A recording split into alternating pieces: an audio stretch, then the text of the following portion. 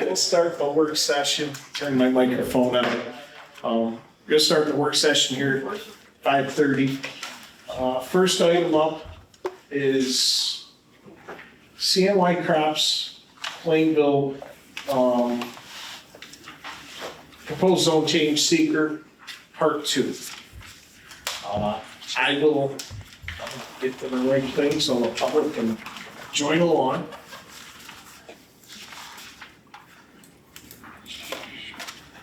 Those who want to look at what we're doing in attendance at our little part 2 of our environmental impact. Part 1's filled out already by the proposed property owner, so we will walk through part 2. First item is, will the proposed action create a material conflict with an adopted land use plan or zoning regulations? Doesn't Al normally read these?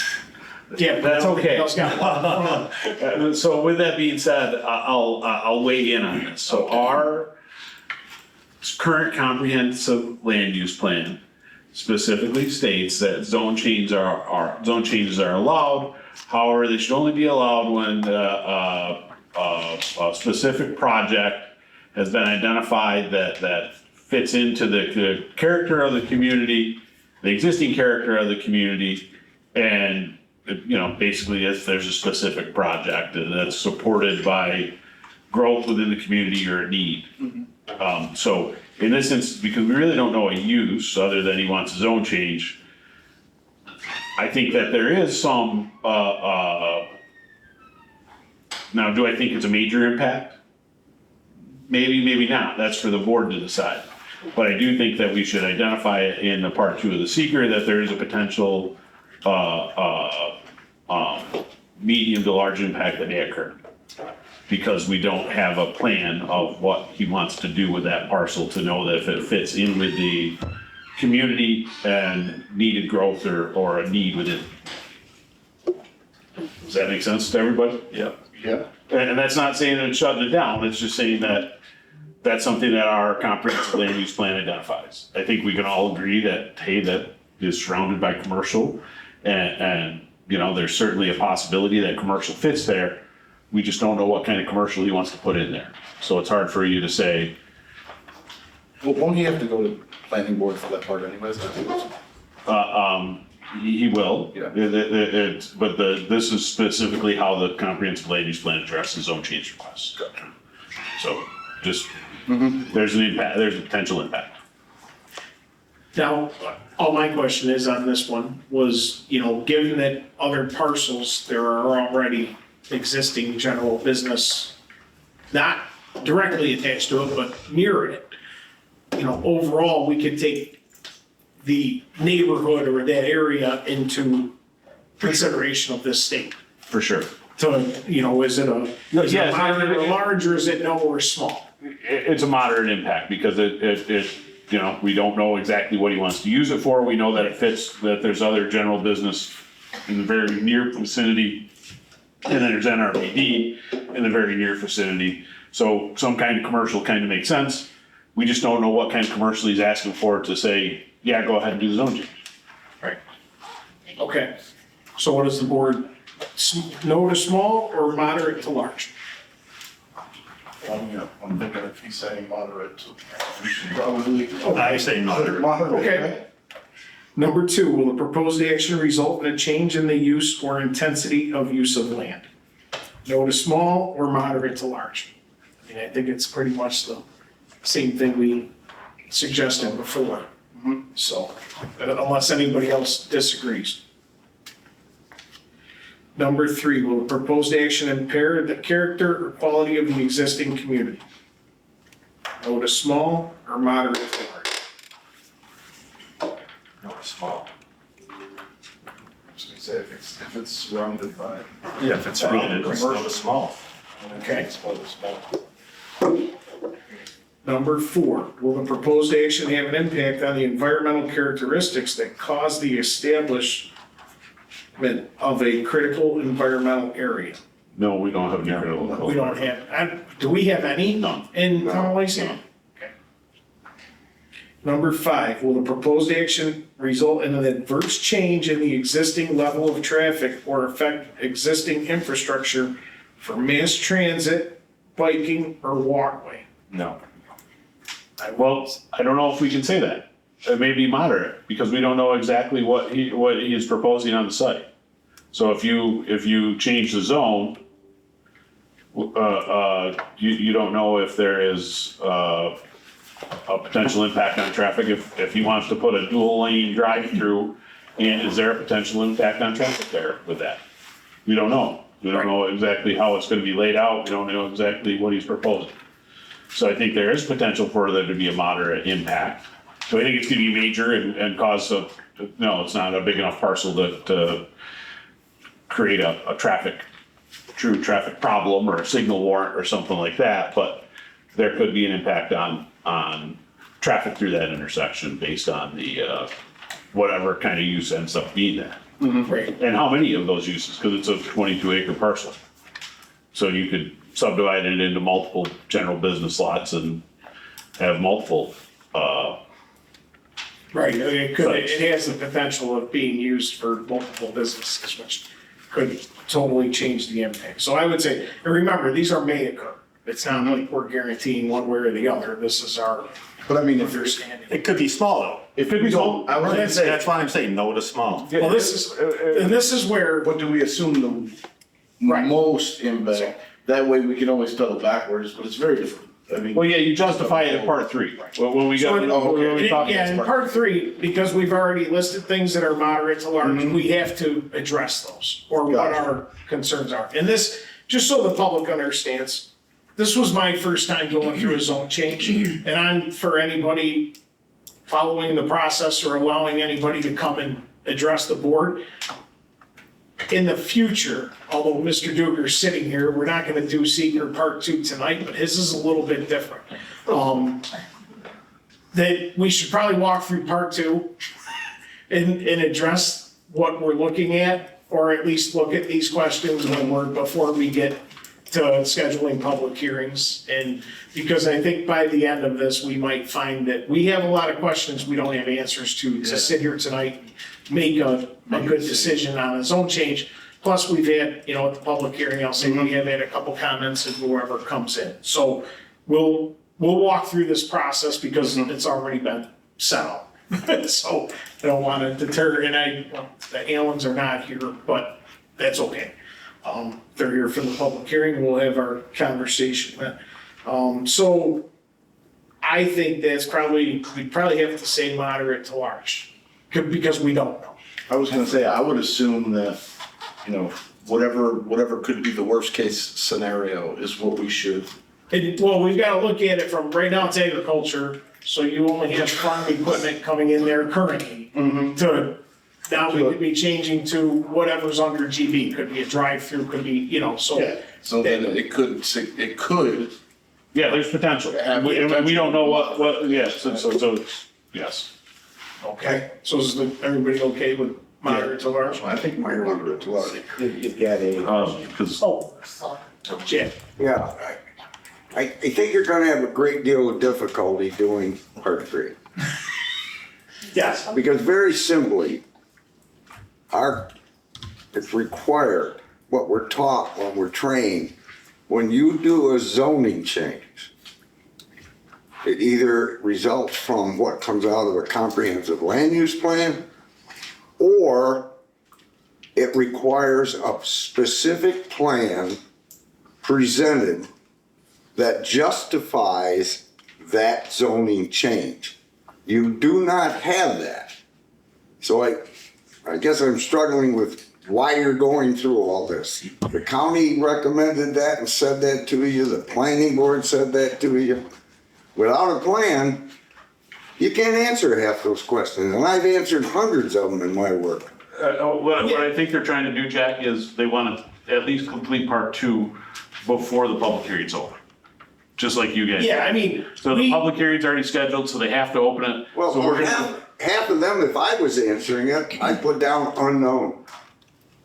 Because you don't know whether and that's it's, probably where we end up, right, what we write it in, Yeah, and I write mean- it in part 3. Right. You They can't. don't give you that We don't line. have that option. Otherwise, it would be unknown on the lot. Well, you can write it in. Yes, well, I think we're gonna get to where we're gonna end up anyway with this, but it's a process we have to follow. I mean, we've set the public hearing, we've referred it to the county and the town planning You're board. so- correct. You have to do the secret before Right. the public hearing. You are correct. So, and right now, saying moderate to large, it's may occur. We don't know. That's why it says Right. may. Doesn't say will. So, we have that opportunity to fall back on legal, and that's why it says may. Got a lot of gray area in may. So, number 6.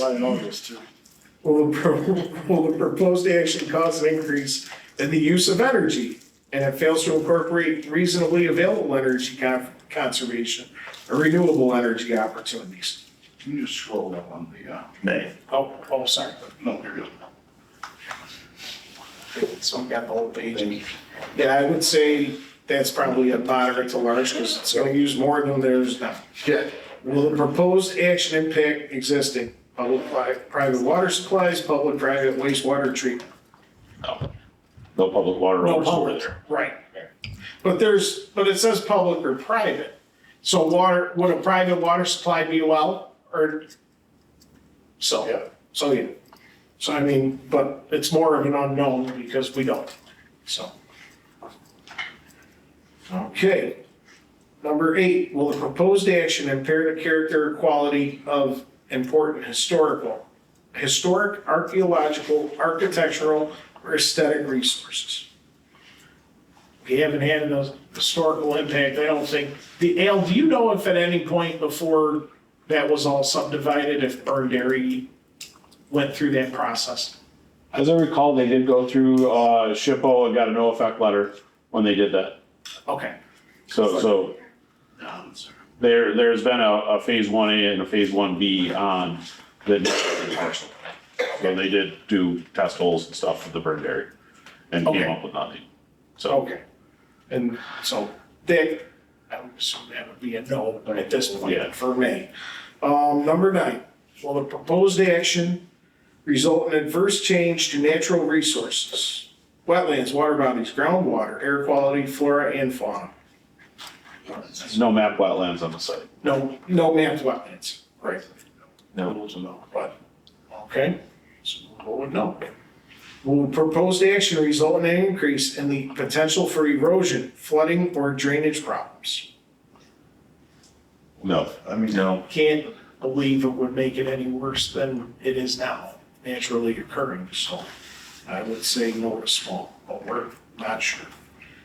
Will the proposed action create a hazard to environmental resources or human health? No. I would say regarding zone change, no. Is the potentially affected disadvantaged community identified as having comparatively higher burdens or vulnerabilities? That's a no. Right. 13, will the proposed action cause or increase a pollution burden within a disadvantaged community? No.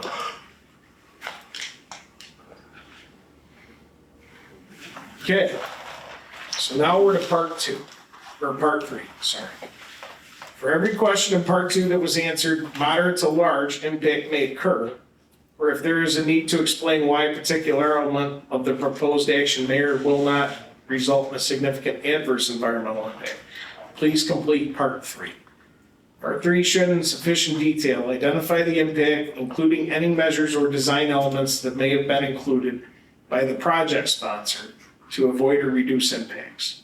Part 3 should also explain how the lead agency determined that the impact may or will not be significant. Each potential impact should be addressed by considering its setting, probability of occurring, duration, irreversibility, geographic scope, and magnitude. Also consider the potential for short-term, long-term, and cumulative impacts.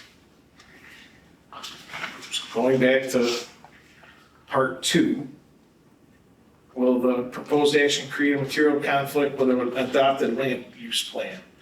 1. Land use plan.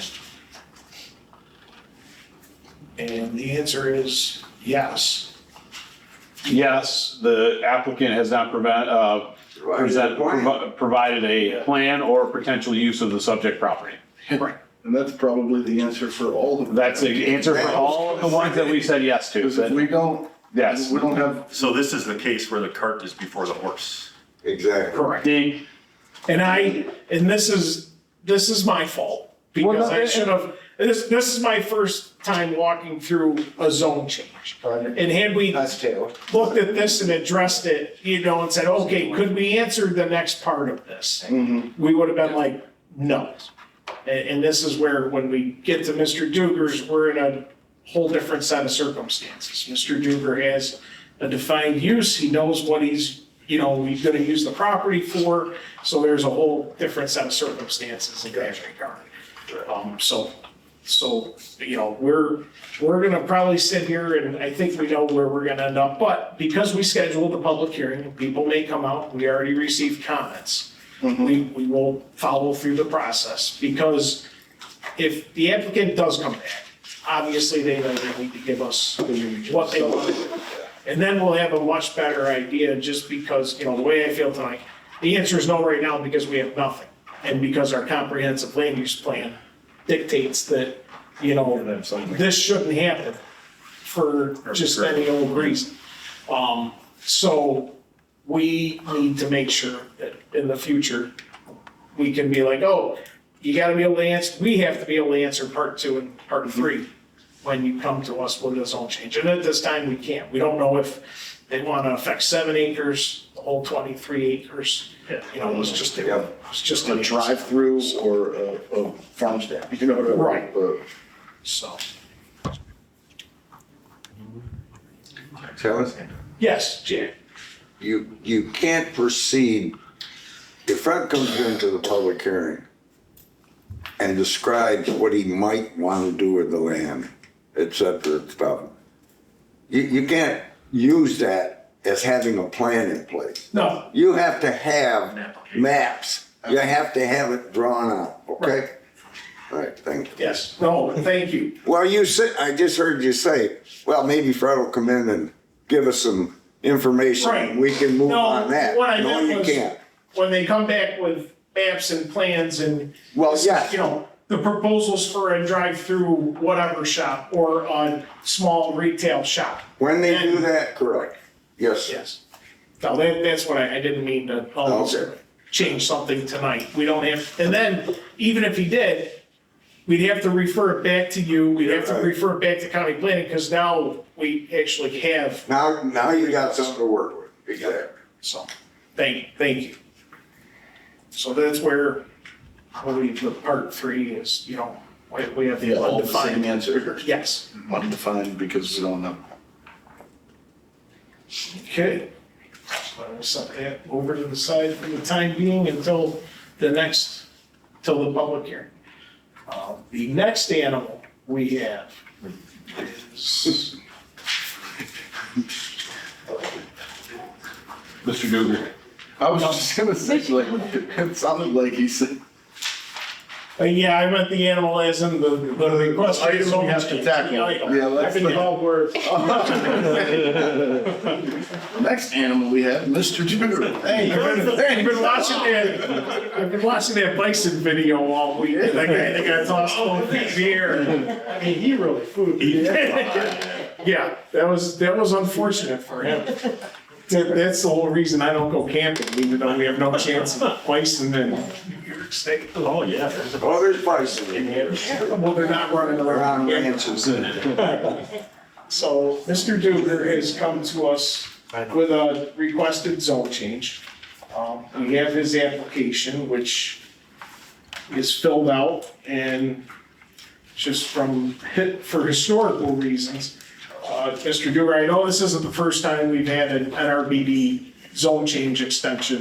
I don't know if it was for you or a family, but we've had them before in that area, so. Yeah, back in 1994, When, I had my property that I live on now was extended down from the four corners so I could start my business. right, But and at now, that time, I think you were painting vehicles. yes. Yeah. Well, I was gonna, but I started a different business, which I'm still doing now. But I been there, that was 35 years ago. So I just, and there's Yeah. a warehouse there, which I built since then. And my house is on commercial property, or it's owned commercial, where the warehouse is not, because it ends right there in my house. So my daughter wants to take over the business, but I work out of the house, and I don't want her coming in the house to run her business. So she's gonna work right out of the warehouse, so I wanna get the warehouse just extended down. That's Okay, just to make it right. right. And this is, so we already have currently NRBD, and unfortunately, I don't have the maps up, with the county issues at their website. But it's zoned NRBD, what I would say above your, to the south, from the four corners, I believe it's, and then it comes down toward your parcel. So what your request is pretty much an extension of Just the extend current, it down past that warehouse. current zoning district. And what, just so we understand NRBD wise, what kind of operation is the, I do internet sales. I sell tools. okay. Right. So you don't have a line of people coming in and out No, all no, day, or it's have not like like a storefront where you got 8 or 10 people there wandering. Two girls run the warehouse, and I stay out of it, and Okay. everything works good. Yep. 'Cause Yeah, nothing's gonna change other than zoning, as far as business, nothing. Are they new or used tools? Yes, I sell both. I'll call you later. And just so I've got a better idea, this is the only map I could come up with. Is it that parcel, the larger lot, 1.2? I'd have to. There you go. Right over there. Yeah, it looks like a house. It's a touch screen, so if you touch it, it's gonna get all goofy. Okay, so, let's see, where am I now? So the four corners is right at the bottom. Move your mouse. You're looking at, four corners is right here. Okay, where We're am I? heading north on Plainville Road here. Okay, so this is me, Okay, right? yeah, and then I think there's. Oh, yeah, this is zone, this is commercial now, that's my house. Okay, That's what I owned at the time in '94. Since then, I bought this. okay, The new warehouse, there was a blueprint there. The warehouse is right here. Okay, so I just want to extend it past the warehouse. okay. So it's just, So you I don't know, wanna, what is it? A couple hundred feet, if that? right, but I think we're looking at the entire parcel, correct? No, I think he's only asking, so he had a Oh, subdivision. just that, Yeah, he had a subdivision. just the dotted line, So the map that you have here, the map that's on the board, okay? he Which is. I did not get a chance to scan that in, so that's why I don't have it on the. So with that being said, he is requesting if he gets a zone change, he'll request a subdivision from the planning board so that this lot is a standalone parcel in the NRBD district. So, Okay, so he's only looking for that cutout. Just that little bit. yes, Lot to be NRBD. yep, And it's already NRBD directly to the south. correct. And the lot dimensions are 200 foot wide by 278 feet deep. So it's over Yeah. 2 acres. Right, that puts it just to the back of the warehouse. Okay. So does the board have any questions? Yeah, so, someone told me you built this warehouse, and what was it zoned when you built it, or, I guess I'm wondering, the permitting process there is. Yeah, I built it, they, told me it's gonna be a warehouse for the business and, We gave him a permit. Okay, Yes. so we kind of have to approve this. Well, I mean, he's trying to do the right thing. He's trying to make himself in compliance. Right now, he has an authorized, because we gave him a permit to do it. He has an authorized, unauthorized use. In that he has an authorized use because we gave him a building permit to build a building for his business on a parcel that is not in a commercial zoning district. So he is an authorized, unauthorized use, I guess is best way I can say that. We gave him the authority, our codes office gave him the authority to build it and run the business. He's cleaning up, quite honestly, he's cleaning this up for us. Okay. So, not related to him at all, and I know we discussed this earlier, but, whatever process failed there, we've addressed that or we're addressing it? We have addressed that with we have a new form that we're gonna use going forward. Yes. That will need to be adopted by the planning board for applications and I don't know if we necessarily have to do it with the town board, but for sure the planning board. All right. And then, If you want, I can show you on that map exactly what. Yeah, that'd be great. Is this where you live now? The blue dot's where I live. Okay, Country Belt. That's your house. That's my house. And that's the warehouse. That's my Garage. garage. Okay. That's the warehouse right there. Okay. Gotcha. Okay. So on the other hand, like, this is your square and you're looking to put, and you're already, NRBD already exists here. You're Yes. looking to extend it. Right. Can I borrow your mouse? Yeah, sure. Okay, the commercial is right now, right to there. Okay. From the four corners. We're just going. Mouse, touch. Just You want it right north. right to there to the back, that's a warehouse right there. Okay. About this building. No, that's full of junk, that's my cold storage. That's like. That's a full barn. That's It's- where we're gonna put it, throw in cold storage. So, Okay, yeah, because we're only going, where the mouse is, just to the back of that building, just to the other side. Yeah. right. You're still keeping it on the larger parcel. Yeah, the rest is all fine. That's all still Yeah. zoned. Zoned, I just want to bump it down and make it legit. okay. So because just that one building is in. Yeah, this would still be attached to the larger Because parcel. my office is actually right where the blue dot is, that's where I work out. Okay, So, and when my daughter. and that's your house. That's my house. Right. My daughter, when she takes over, if you see that building that's got a little jog out, Yep. okay, the little jog out will be her office. That's a concrete, that's what I'm looking at. Yeah, it's tough to, yes. But the little jog out, that's gonna give me that into her office, Okay, so. That's it. and so I know this goes back to where we are as a town board with NRBD and GB, but because of it being in a hamlet, everything started off at the four corners of the hamlet's NRBD for the opportunity to have some kind of mixed retail and corner store kind of items. What does NRB, I didn't know, Neighborhood Business Residential District. Yeah, neighborhood, is it it's a residential? neighborhood Or neighborhood, Residential. neighborhood residential residential business business district. district. Yeah, NRBD.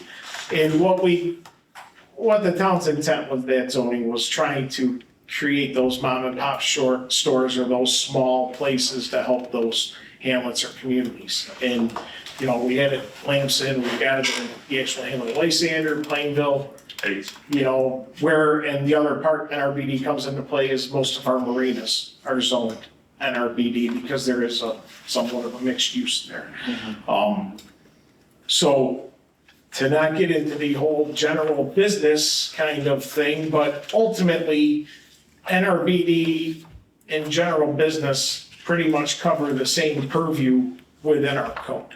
So I'm gonna ask the engineer, do you feel that this fits the NRBD district the way it sits current?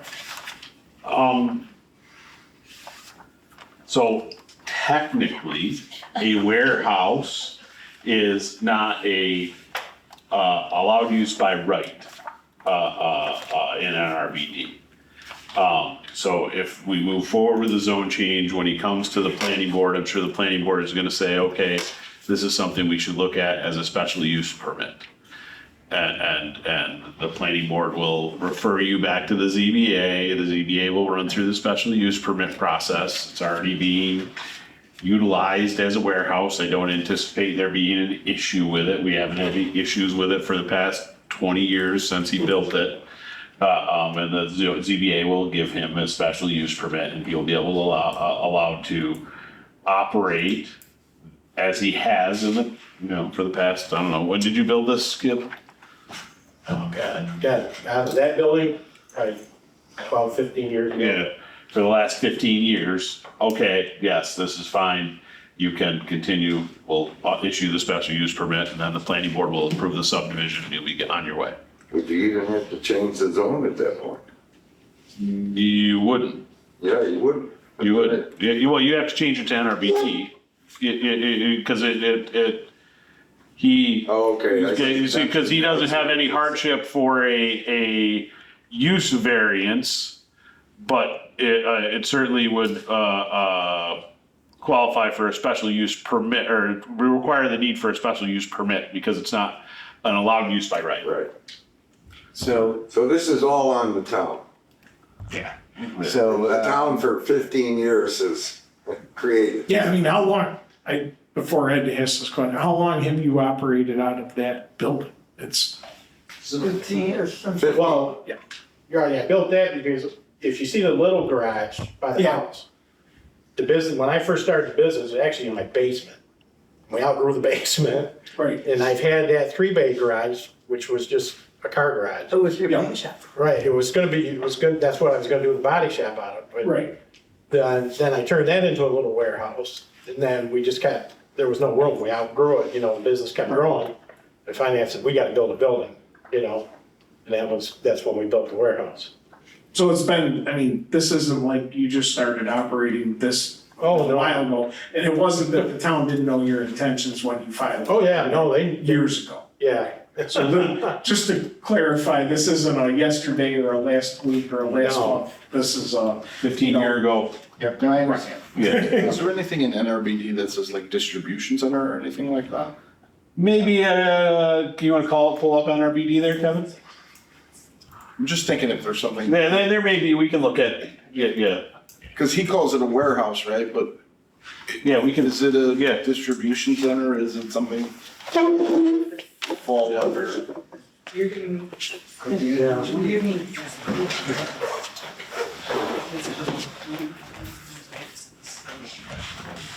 Well, even, here's the editor's Here's note, the- which is this article was amended to change neighborhood service district, NRBD, just to give, neighborhood service district sounds a little bit different than neighborhood residential, just so, when the board looks at these codes. Retail shops.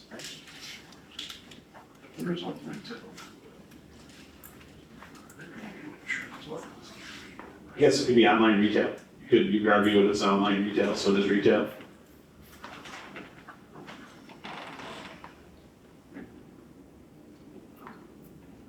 I mean, I would say that. I'll get down to because they all mentioned Special special. permit, I think that it would be, I think you could, not in that number 5, it's not specifically mentioned, but similar to those listed above, and I think you could use the retail. Use that and then use it as an Yeah. online. Online retail instead of brick and mortar retail. That's how I would. Yeah, so, the question I was really getting to is, does that then open up all the other NRBD neighborhoods for? Not what a special use permit. Well, that's kind of why. And special use permits are considered on an individual basis. Okay. On here, so, don't forget to read section D, prohibited uses. Number 2, detached accessory buildings on lots primarily for non-residential purposes. Well, that's why he's put it on a separate lot. That's why I told him he had to put it on a separate lot, he couldn't. Oh, okay, detached meaning it would be on, okay. Yes, yes, Yeah, like on a residential. yeah, so you, lot. yes. That's what it's got. Okay.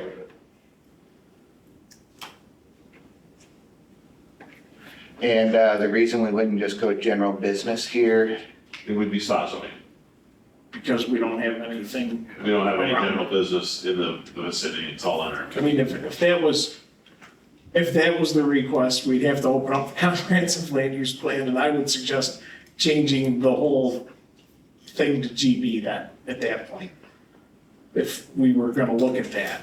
You know what I mean? If we're gonna go that far with this request, and we all know we wanna try to open up the comprehensive use plan and look at zoning in general.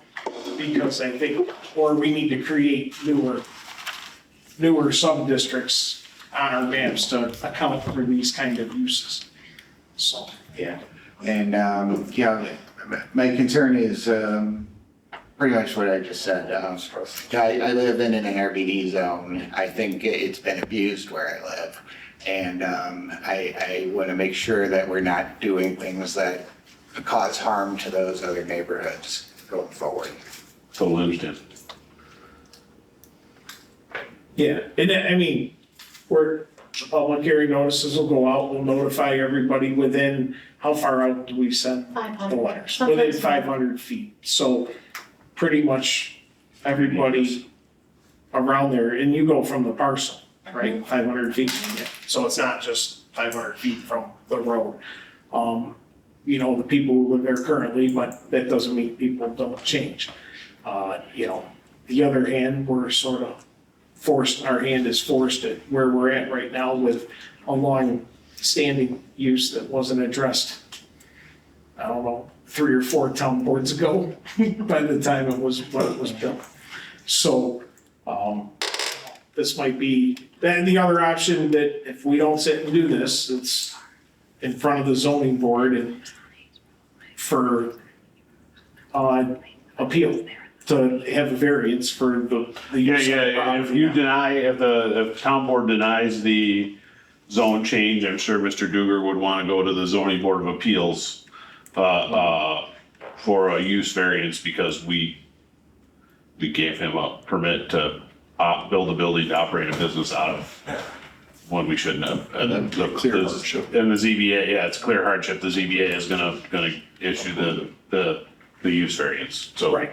So, I know we've talked about, starting a project to redo the club. Is this something we could clean up? We would want to Yeah. definitely spend some time on this when we got into the club, yes.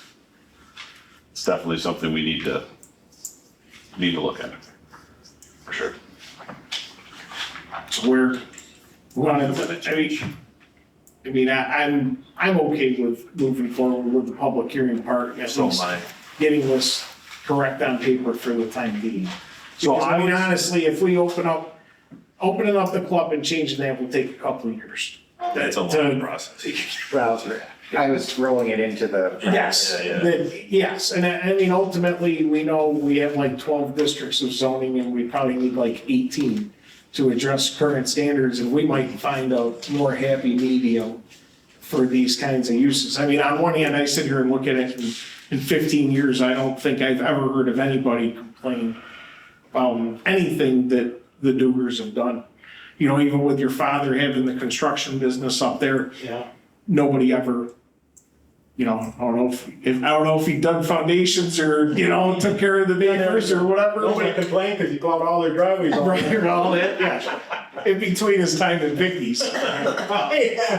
So, And I don't have any concern with Mr. Duger, what he's doing. It's really. in general. Right, you open the door and what happens if a bad actor comes in? right, Oh, yeah. yes. Now, that being said, with the special use, that could be something that, would that be grandfathered, or could the zoning board determine that that's a conditional use? I believe, I'm gonna defer to the attorney on this, but I believe special uses, as long as you're not changing the use, run with the property. So if Mr. Duger sells the property, as long as they continue to run it as an online retail operation, it would run consistent with the parcel, whether he is the owner or the next guy is the owner. That is correct. Okay, but if they wanted to change the use, like make it a restaurant or So something. then They that's would a, have If you change the material purpose of the business, you would then lose the special use permit. correct, and you'd start over. I think that would answer your question on if someone else came along and bought the property and changed the use to, That's not what I asked at all. oh, I'm sorry. Okay, I was going the other direction. No, if somebody went to the NRB district up by Lamson Road where. Yeah. And said, you know what, I want to put a retail online warehouse there. Oh, by us allowing Right. that? Okay, I think it would be a no. And this is my reasoning behind that, in that the special use permit should be I believe the ZBA will grant the special use permit simply because we, by default, we already gave him a special use. Because We we can't gave stop him a him from permit doing and it. allowed him to invest capital into something that we shouldn't have allowed him to do without going through the zone change, special use permit, and site plan approval process. Like somebody would have to prove that they have a hardship in order to change it in a different district. Yes. For him now, he could have. He has an obvious proof of hardship that we permitted him to do something without following our own procedure. Okay. So I think he's, Yeah, I mean. this I understand isn't to where be, he's coming from, this isn't your fault. And we're talking about generalizations. This is just your situation brought it up to the forefront of but- the Yeah, so discussion. just on you, I don't want you to walk out of here like, holy cow. This so could this be is a how long the road. sausage is made. This is how the sausage is made. Well, we're trying to stop the board 15 years from us going, what were they thinking when they did this? So, and I'm sorry, I was on a totally different No, direction, it was a good question. But, No, that's not at all. yeah. So I think we're okay with moving forward. Yeah, good. So just so we don't get into the same situation that we're in with Mr. Allen, why don't we just do the resolution to refer this to county planning and our planning board right now? We should probably also include the ZBA because of the special use permit Because that goes function to the zoning board. that's gonna Okay. function with this. And once we get those responses back, then let's set the public hearing. That way we're not, if we get a Ask the zoning curveball. board for a referral Yes. before he goes and asks permission. Correct. Okay. Correct. I think that's a more appropriate way to do. Once we get those responses back, then we set the public hearing. That way we're not putting the cart in front of the horse again. I totally agree with you. So we will Mr. table E. And Jack, you like that idea? Actually, I think we have Well, to I anyways, was gonna because the ask planning board board's not why gonna they meet didn't till follow the same 13th anyways. procedure for this one Yes, as we're they gonna did with the table- Allen one, We're which gonna would be table E. referred out. Well, let me ask you this, do we want to schedule the public hearing for the second meeting in August? Well, right? yeah, I We're think just gonna he's table not- it they're until going we- on vacation. Well, you gotta Oh, worry about county timing and stuff. And your Let's planning table board it. Once we get everything back, we'll get it scheduled. You're not, I mean, if this takes until September, it's not. Okay. Spend 15 minutes. I was gonna- 6 more weeks, right? I'm thinking about return, but not that quick. Okay, So okay, we- so we're gonna table E. Yes. But you still wanna refer everything. And we're gonna, in addition to on motion D, we're gonna refer to the planning board, Onondaga County Planning Board, and the zoning board of appeals. Yes, So they are aware of what is going on. okay. And you'll work Yes, on what we're gonna request of the zoning board with Mr. Duger to, correct. I don't think it's a heavy lift, but we'll get that done to get you. And will they be able to well, that's just a referral, so he doesn't have to appear. No, you can appear if you want. I'll walk them through what they're doing. If you're available, stop by. If you're not, not a When big is deal. that? It would be the first Monday in August, which would be The second. August 2nd, I The think. third, August August 3rd. So what would the public hearing be, or don't we know?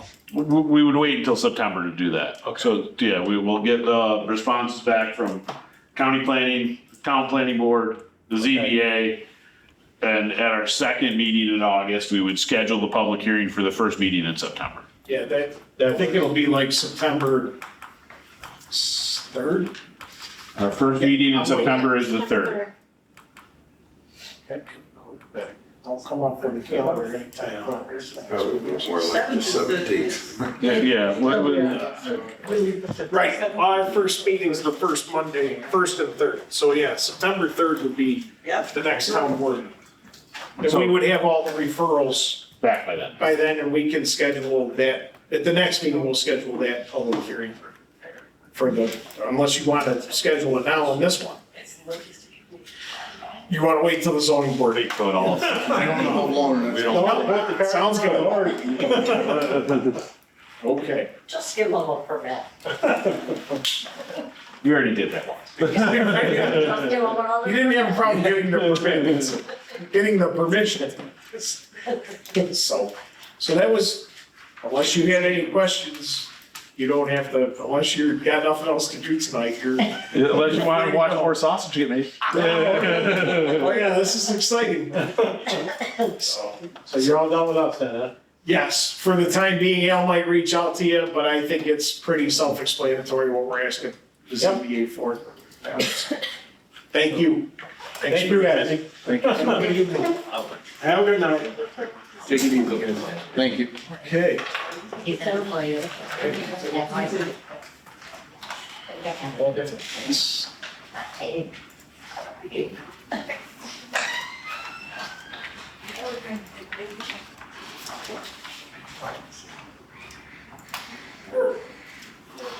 Sorry. Next item up, procurement policy. The comptroller had suggested to go to a more streamlined procurement policy than we did last December. What I have up currently is our current procurement policy. One thing she has pointed out to me that above $20,000 for purchase contracts and above $35,000 for public works, New York State determines what you need and is required.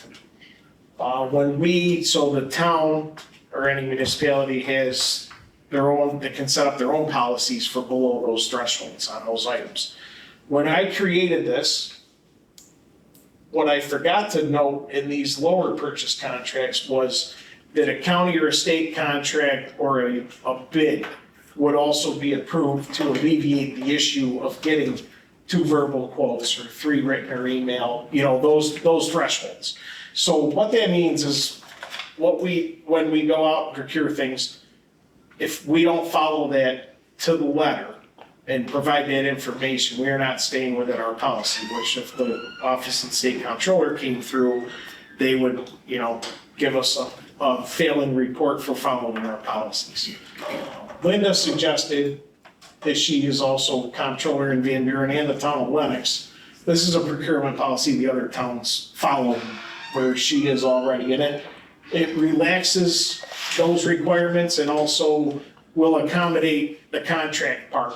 Updated to where if there's a state or county contract, we can follow it. Al could probably briefly tell you where we run into problems on the small stuff. We have an issue, we open something up, we've got to address it, take care of it.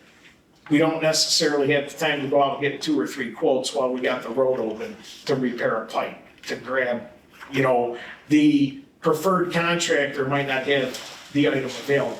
And the state and the county are usually pretty good having 3 or 4 contractors. Now, with the Micron coming up and all of the new construction, right now we only have 3 or 4 main companies that do this work. So it will be hard to get items if we don't open up our procurement policy to have the opportunity to be able to get other items if they are not available through the contract. So Linda's just trying to alleviate what she came into, which was past practice and things that we just need to make sure we're doing right moving forward. This isn't any kind of earth-shattering changes. I know that Mr. Schmidt would like to see on our bigger projects, a little better oversight, and if you want to explain that, what you're. Yeah, so I'm not, if we need a pipe for fixing the roads, I'm not talking about those things. I'm talking about, we're buying a new software for the town, or Carl wants to try a new kind of snowplow or something. The idea is we should document what benefit this change is, what do we expect to get from this that's different from what we're doing? How we're gonna, determine that's a good thing in the future or not. So, say it's a new kind of plow and we wanna buy another one the next year. I'd like to be able to go back to, okay, these are the things that we said it was gonna improve. Did it improve those? And if it did, great, we move forward. If it didn't, then we gotta look at and evaluate it more. It's really just adding a little more accountability to the system and, proving to the residents that we're being good stewards of their money and we're doing things appropriately. Same with his software purchases, things like I think I was telling you earlier, if we'd have gone forward with the flat cameras, I'd have liked to have seen, we expect crime to go down by this much, or we expect, whatever the criteria is. And then we want to look at that and say, before we bought another set of flat cameras, did it actually meet those goals? Are we getting our money worth out of the product is really the bottom line. But it would just be on the bigger project related things and not, I don't care if it's on pens or county paper. It's really just the bigger projects we're talking about. I was gonna say, where it affects us, where it affects us right now, like, so I rented a telehandler when we were building the Ninja course at the park. I rented it off of a county bid, equipment rental for county bid. But because we don't reference county bid in our procurement policy, technically I was supposed to go get another quote on that telehandler before I rented it. Even though it's a publicly bid contract with a piggyback clause in it by our procurement policy right now, I didn't follow our procurement policy. Yep, and I'm fine with these changes we're talking about. And the other, I was gonna say, the other thing that comes into play is like concrete. Right now, it's hard to get concrete. I know there's no other way to say it, it's just hard to get concrete. We have a pretty good relationship with Roselli. Roselli's not on the county concrete contract right now. Roselli sells us concrete at a lower price than the county contract. And typically when we need concrete, they'll find us a truck and get us concrete. Where Vitale you need concrete, we got a truck available on Saturday morning, August 29th at 11:30. You know what I mean? You're gonna fit in line wherever they can fit you in line, and that's when you're getting it. Yep. Where Roselli will, because we do our paving with them, through contract bid, or we have in the past, they always help us when we need concrete. Yep, that's perfect. And I'm not trying to get in the middle of that at all. Yeah. I'm just saying, if we're writing a procurement policy, we should have a paragraph in there somewhere that for these larger projects, especially for new things that we're making a change for a reason, we should identify what that change is and identify why we're doing why we expect it to be successful. And then we can go back and check on that and see, did it really do what we wanted? That'll help us inform, do we want to renew the contract? Do we want to buy another one of those? Did we do a good job with the taxpayers' money? Yeah, and I think that's important, right? I think sure that's important what you're saying, but I don't see where it fits in to this, that's all. Well, the Ed came in today and, Linda had called me. And what I think we should do is create a policy where we address Ed's concern and you make it, at the board discretion. So when we tackle these big budget items, the board could say, we want to see the review. And then this is what, if we create a policy we don't follow, we're not, we're getting dinged by the state comptroller. If we create a policy that's at the board discretion, if the board gave discretion to, say, hey, we want to look back at what this costs, and the board, we note it. And, when we approve that, of, did this work, or, we make an additional motion to enter that, I think that answers Ed's issue, and we could do that at any point in time. Even though we give, Linda's looking at it and how we've normally done the budget is, we gave the Parks Department, $20,000 for contractual obligations, which is, running your program. And, you've given that department head the thresholds of what you're looking to spend at those times, and they follow the procurement policy. Now, if we're doing, like, let's say we wanted to do day camp again for some reason, the board could say, hey, we want to do an ROI and we want to revisit this, we make that motion and sets that into play where we keep track of those items. We put that onus on the department head and revisit it, later.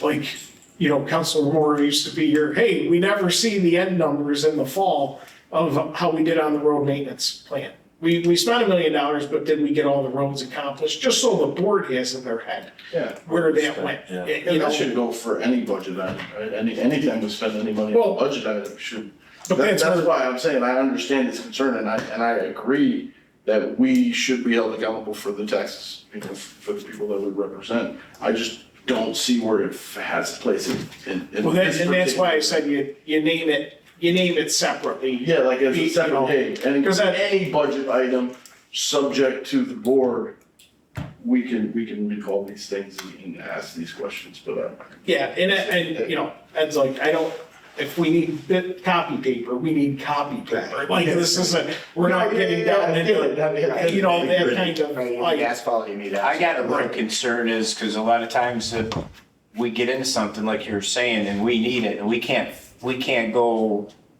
searching all over and wait for bids. We need to get it to Well- take care of it now. that's where Linda's thresholds move up considerably. I had thresholds below $10,000. Her thresholds are at 10,000 and above. And normally, if you're at that point, it's normally on a contract. I mean, I will say Well, I that, got like the Willett Parkway where we had to get the galvanized piping. One person in the whole almost state had it. yes, so So we that, needed to get it because it's a $500,000 project. And then we get grief because but whatever. and that, as long as we can show that we could not source it within a reasonable time, that could qualify as an emergency because we're closing part of a road.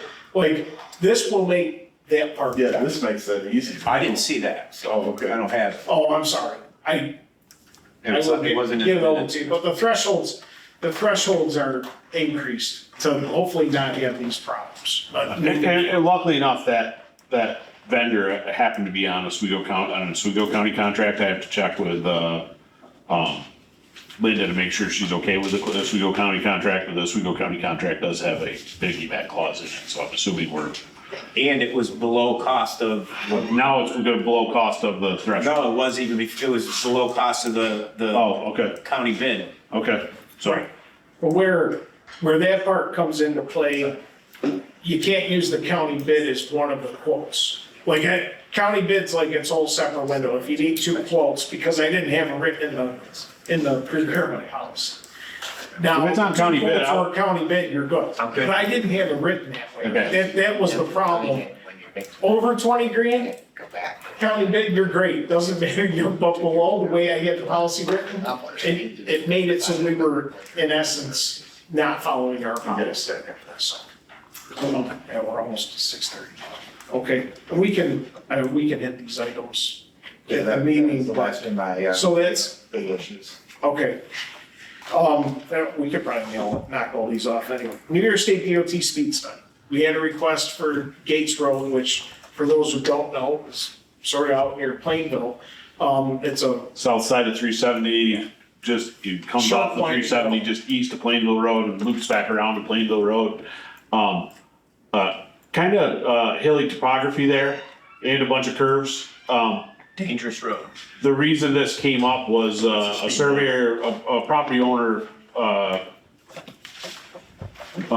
requested a subdivision from a surveyor, and the surveyor says, hey, I don't know. He's like, this is an unposted road, so the speed limit's 55, but realistically, there probably isn't a driveway on that road that has a proper sight distance at a posted 55 miles an hour speed limit. It's like, how do I justify asking for another lot, when I know that it doesn't meet the sight distance to get a driveway? So, that's what brought it to our That's what brought this attention. along. Yes. Okay. Founder's Day, the only reason that's on there is it's August 15th and they're looking to waive the pyrotechnics fee. Speaking of Stewart's money, we have to spend our code officer's time to go out there and inspect it, and they want to waive the fee, so I'm always against these. He's never voted against them, but he's against them in spirit. So, But I always vote yes. the other thing with the stop signs, the local law, I missed the first paragraph at our public hearing in our code last time. We're gonna work through, you're gonna see them tonight, we're gonna have more public hearings, we're gonna fix them so everything can be codified. We uncovered other problems with previous stop signs, so we're gonna get them all straightened out in the next month. Scooters, I'll let Mr. Kudarakis at that when we get to when you get to town board comments. We can discuss. Well, there's already a law in the book, so. Yeah. Right, but we can discuss about if we want to put it in the town board. And it's 6:30, so I will end the work session. We will roll over to the board meeting. Unless anybody needs a quick break? Oh, no. Okay. We will start the board meeting with the Pledge of Allegiance. I pledge allegiance to the flag of the United States of America, and to the republic for which it stands, one nation, under God, indivisible, with liberty and justice for all.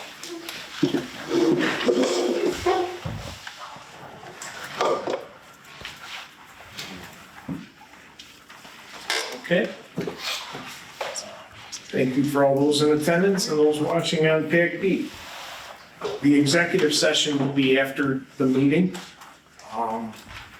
There are a couple of additions to the agenda. I will hit them after, I can hit them right now.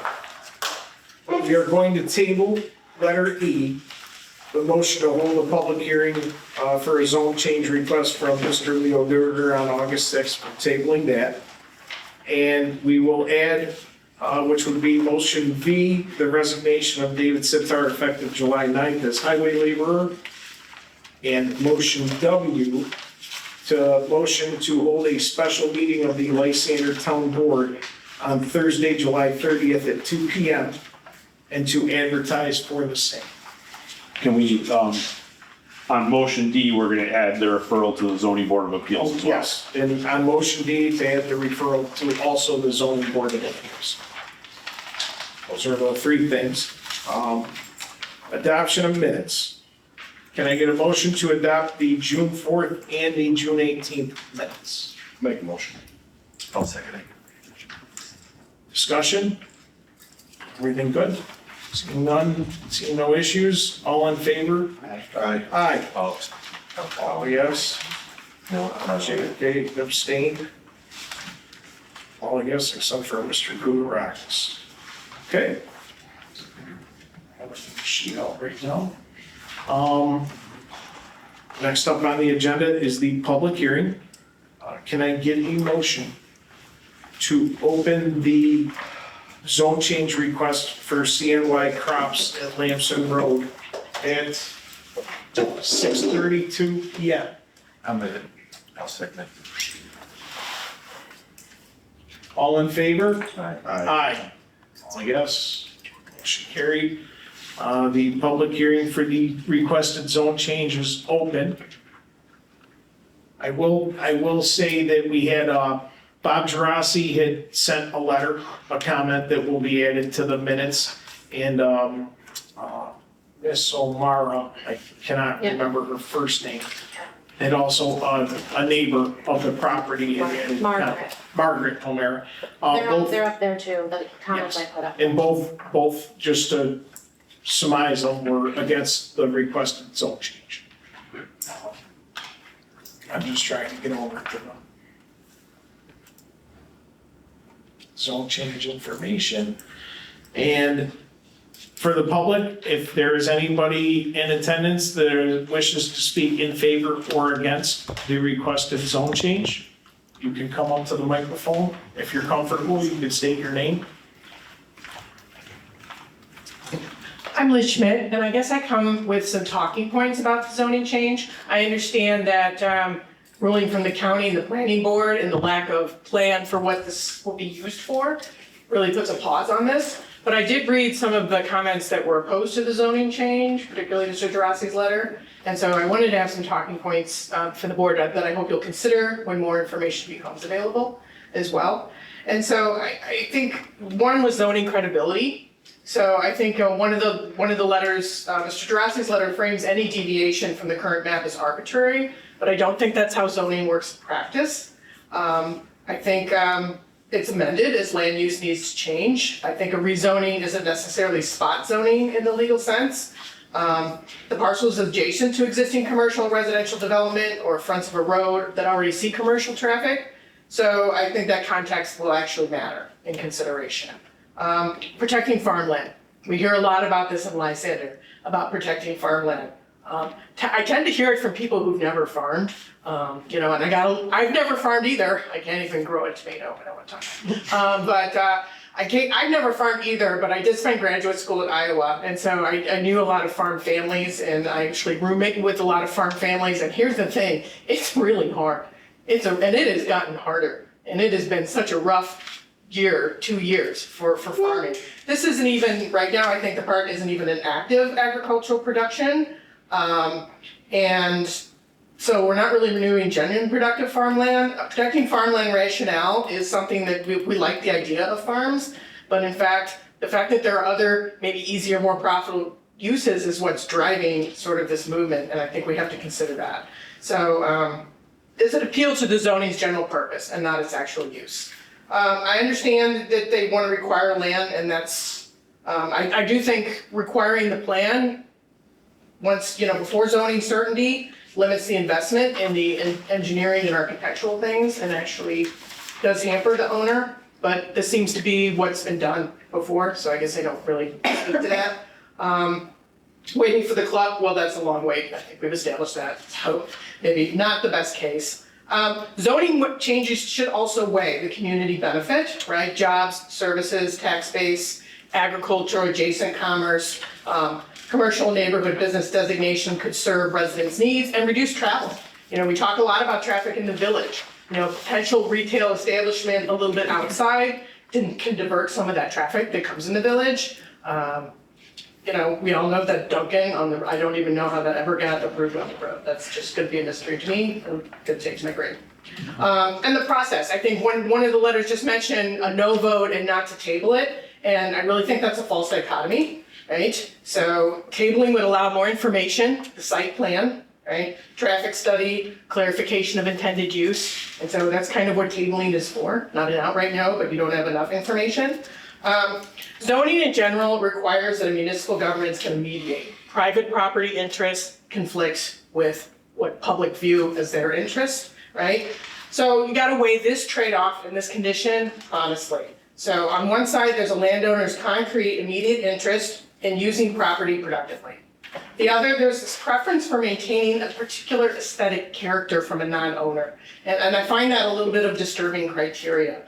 I mean, they're legitimate things to care about. I'm gonna miss the vista that Melvin Farms is gonna take away from where I live. But I recognize, the zoning, the reasons behind the zoning, the incentive zoning, and I'm looking forward to a sewer, I'm just gonna say that. So both are legitimate things for a town to care about, but if the objections here are primarily about character and appearance rather than specific demonstrable harm to neighbors, then that should lower the bar for the property owner as you consider it, it should not raise it. So that's how I would say. Thank you. Well said, thank you. Thank you. Is there anyone else wishing to speak? I'll go to the board before I end the public hearing. Does the board have any? I was gonna address what we talked about in the work session, but if one of you wanna bring it up, that's fine. I wanted to enter that into the minutes of the public hearing so people understand why or where we might go somewhere. Does anybody have anything? You can go ahead. Okay, so the public understands that the work session, we did our part of seeker, part 2 and part 3. And because we don't have a specific use for the property, we really couldn't answer a lot of the questions well, other than to say they're may, because it's a lot of mays. There are no, check this box for unknown, which we had a lot of unknowns, but there were a lot of impacts that we couldn't quantify. I will start off by saying this was one of the first zone changes I've taken care of as a town supervisor, and I probably put the cart before the horse with holding the public hearing instead of looking through the seeker and getting answers and going back to the property owner and requesting more information. But we had scheduled the public hearing, so we're gonna follow that process through to this point. What we found is we don't have a lot of answers in our own comprehensive land use plan. We really want reasons to quantify the reason for a zone change. This was not part of what our current comprehensive plan covers. for any kind of, spread or sprawl of a zone change. So we had a lot of things we definitely couldn't answer that we should be able to answer for part 2 and part 3 of of our secret process. The property owner is not here tonight, but the other discussion was at the work session, if we did, sit here tonight, could we table it? Could we, keep the public hearing open? We could do that, but the reality is if any more specific plans come through, we're gonna have to refer that all back to county planning and town planning anyway. So it wouldn't benefit that process.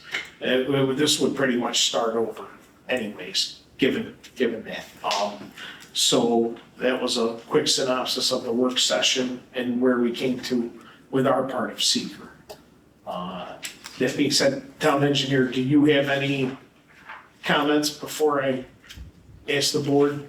No, I feel the same as what was the responses from the town planning board and the county planning board, and that really a defined use and plan needs to be provided before this should be considered any further. Oh, and I, thank you, I should add that, as the town planning board said that they would not support, their referral was not supporting a zone change. County planning had a lot of questions per se, usually they're pretty even, they let the municipality decide, but not having a specific plan was one of the reasons the county asked for a lot more. We did not get like a specific curb cut from either road, so we don't have a lot of information to go on to me, to move forward for this zone change. So my opinion right now, seeing we've heard all the comments of property. One quick question. Really. Yep, go ahead. Did CMY Crops Plainville, did they submit an application fee? They paid the $100 application fee. Just $100? Where did they pay Or that? don't, you didn't collect it? We don't, no, No, okay. I've never collected a fee. I just saw one on here, what? No, I've never collected a fee for a zone change. Yeah, no, I saw a line for it. Oh, there, that's just because it's, yeah. Gotcha, okay. Yeah. So they did. Yeah, I don't think we've ever We would have requested never requested. a fee for a zone change. Okay. We could add that into the code and do another public hearing. Might as well add that on. No, I just, Yeah. I would hate to have kind of steered these guys into putting this Having a large application expense, in right. and then denying their application. Sure. Or voting no, and I don't know how anybody else is Yeah. gonna vote. Well, I think Or there's a lot of- No, and then, I would just have I would like to see some way to return. Yes, and we did, we did. If there's no fee, then I'm okay. Yeah, and we did talk to the property owner when he came to the work session a couple meetings ago. I mean, we did try to get as much information out. This is not a person that hasn't come in front of the board before to request items. Gotcha. It was that, one of the owners was a previous planning board chairman, so they understand the process. Gotcha. So I personally am comfortable with, I think, my opinion is we close the public hearing tonight, we actually vote, is where I'm at, but we can decide the vote part when we get to that part. But is the board comfortable closing the public hearing? I just had one more. Oh, sure. Assuming we were to vote no, and we don't know yet if they haven't voted, but that would not prevent them from coming back when they have a plan and. No, and I personally, I feel that because we lack information is my personal reason for my path toward no. It's, and if that's where the board ends, I think that's where the majority of the people, we can address that in a motion. Okay? That being done, can I get a motion to close the public hearing on the proposed zone change for CNY crops at 6:44 PM? I'll make a motion. I'll second it. All in favor? Aye. Aye. All yes, motion carried. Okay, public hearing is ended. Next item on our agenda is citizens' comments. Are there any citizens wishing to make comment tonight? You can go. All right, Rob Hilfrick. I come up here every year at the point in time we have the Life Worth Living 5K on the docket. gave a quick synopsis of what we've been up to. So this is we're 501c3, Baldwinsville nonprofit, and all the money, which is very important to me, all the money that we raised, I had raised money for other nationals before I started this 501c3. What was really important to me was whatever money we raise, it stays local. And it stays local to help kids in our community. So the money we raise goes towards Upstate Psychiatry High Risk Program that treats kids 14 and up. And now we're supporting Elmcrest. Since last year, we've been supporting, maybe year before, Elmcrest, they have a children's respite, which helps kids 5 and up that are in immediate crisis. So they don't have to go to CPAP or go into the hospital psych ward. It's a beautiful, it's like a family home. Well, it's not a family home. It's a beautiful dormitory with really nice rooms. I've seen it. It's a great place. So that's what we're supporting. And a little bit about the event, and why this event is so incredibly important. It's our 7th year, and when we first started, we only had 20 memorials. We have memorials that run through the orchard. Those memorials are all local ties. And I get requests from people that attend the event to provide a family memorial, and I do that. That's over 80 now. I made one the other day for a 20-year-old who took his life 6 weeks ago at the request of the family.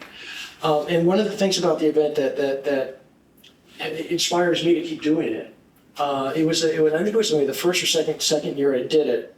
I went to another 5K, and I was running the 5K. This was after I had my event. It was over at Onondaga Lake Park, and this guy comes walking up to me, I didn't know who it was, and he thanked me. He said he brought his 2 young girls, we're talking like 8 and 10, to the event. I'm like, suicide and mental health is it's a tough subject. And he thanked me because they had some really good conversations in the car on the way home. So we actually have a lot of families that bring their teens and their kids to the event just so they're inspired to have that discussion about mental health. So I think it's working. I hope it's working. And it's a great event. It's August 16th at Abbott Farms at about 9 o'clock in the morning. And we have another event that's coming up in July 28th at WT Brews, which is a great event. So this is a fun one. If you want to come out and support the cause, and if you kind of like to drink beer, Lobster. Yeah, lobster truck is there too. Yeah. But we get some money from them, but it's for every $10 donation you get a free adult beverage, and so we do well with that event. It's a fun event. And one last thing in regard to the 5K class. So I super appreciate cones, highway cones. And last year was a bit of a problem with the sheriff actually had said something because I didn't have enough cones. So what I combed down 690 or 690. I'll be out on that one. That's above our pay grade. Follow the cones, huh? I'm running on steam. I had a very long day. Fix road. So, no. We changed the course last year and made it better and safer, actually. We come down Cold Springs, 370 coming out at the end of Abbott's, and we have the sheriff at the other end with the traffic coming down. And we cone it, and then we turn people at Hicks, go down to Camerondale, come back in. So now they're running against traffic instead of, I used to have them run with traffic, which was the safest alternative. But we didn't have enough cones. And what happened was the sheriff had to get out of his car and direct people to keep them from, going and keep going down. Stay in the shoulder. So he didn't like that. Okay.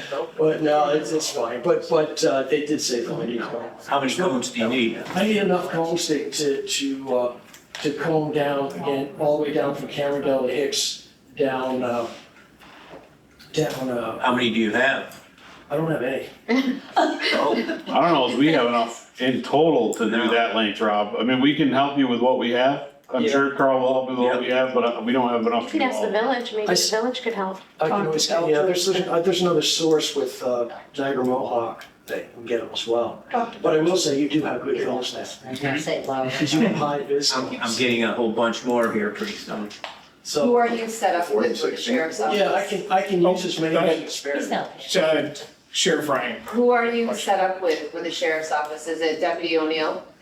I believe it is. It used to be Okay, so he Elizabeth. could probably get more cones if you set that up with him beforehand, but Oh, it's really? probably not gonna be enough to take care of all of it, but there are cones at our heliport that could probably assist you with Okay. that on top of DOT and whoever else. Okay, great. Just let him know. Okay. Fire send the fire department. Yeah. Talk to Belgian Fire, because they're getting new collapsibles and they've got cones. Oh, they do? Okay, great. Oh, good. This is perfect. It was great. Just call the district secretary. Yeah.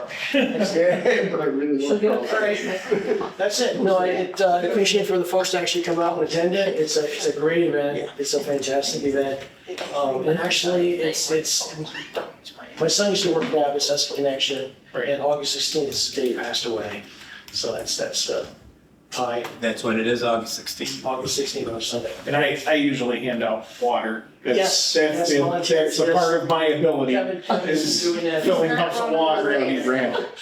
So, Some volunteers, and definitely use volunteers. and he found a shadier spot for the water people that last year, so that was awesome. That's true. You did. You wanna stop by? What do you think? You wanna stop by during the week? Yes. We should close on Thursday, don't forget. Yeah, we'll be closed on Friday, but if you wanna stop by Thursday or Yeah, the next. Thursday, because normally we have it on a Saturday, stop by, but Thursday, you have to go. And we can, I can always, if you've got them set aside, I can meet you on a Friday if you don't have time to get everything together. Yeah. I can help with the collection, because I'm there to help with the thing. Yeah. With the event, so. I did have you in a spot, because we changed the course. You did? I love it. Yeah. I didn't even Better request it. administration. Just got a better spot. All right, thank you. Thank you, Rob.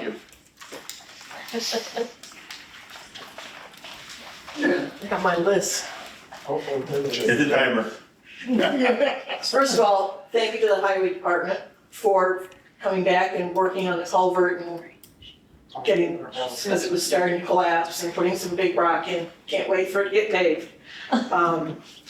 Soon. It's gotta settle a little bit. Yeah, there's a bump there. It would be very nice if somehow at the 5 corners up there, that we could get signs on every one of the signs that say, this is a 5-way intersection. Before, what about doing a roundabout? Do we have enough? Are you sure?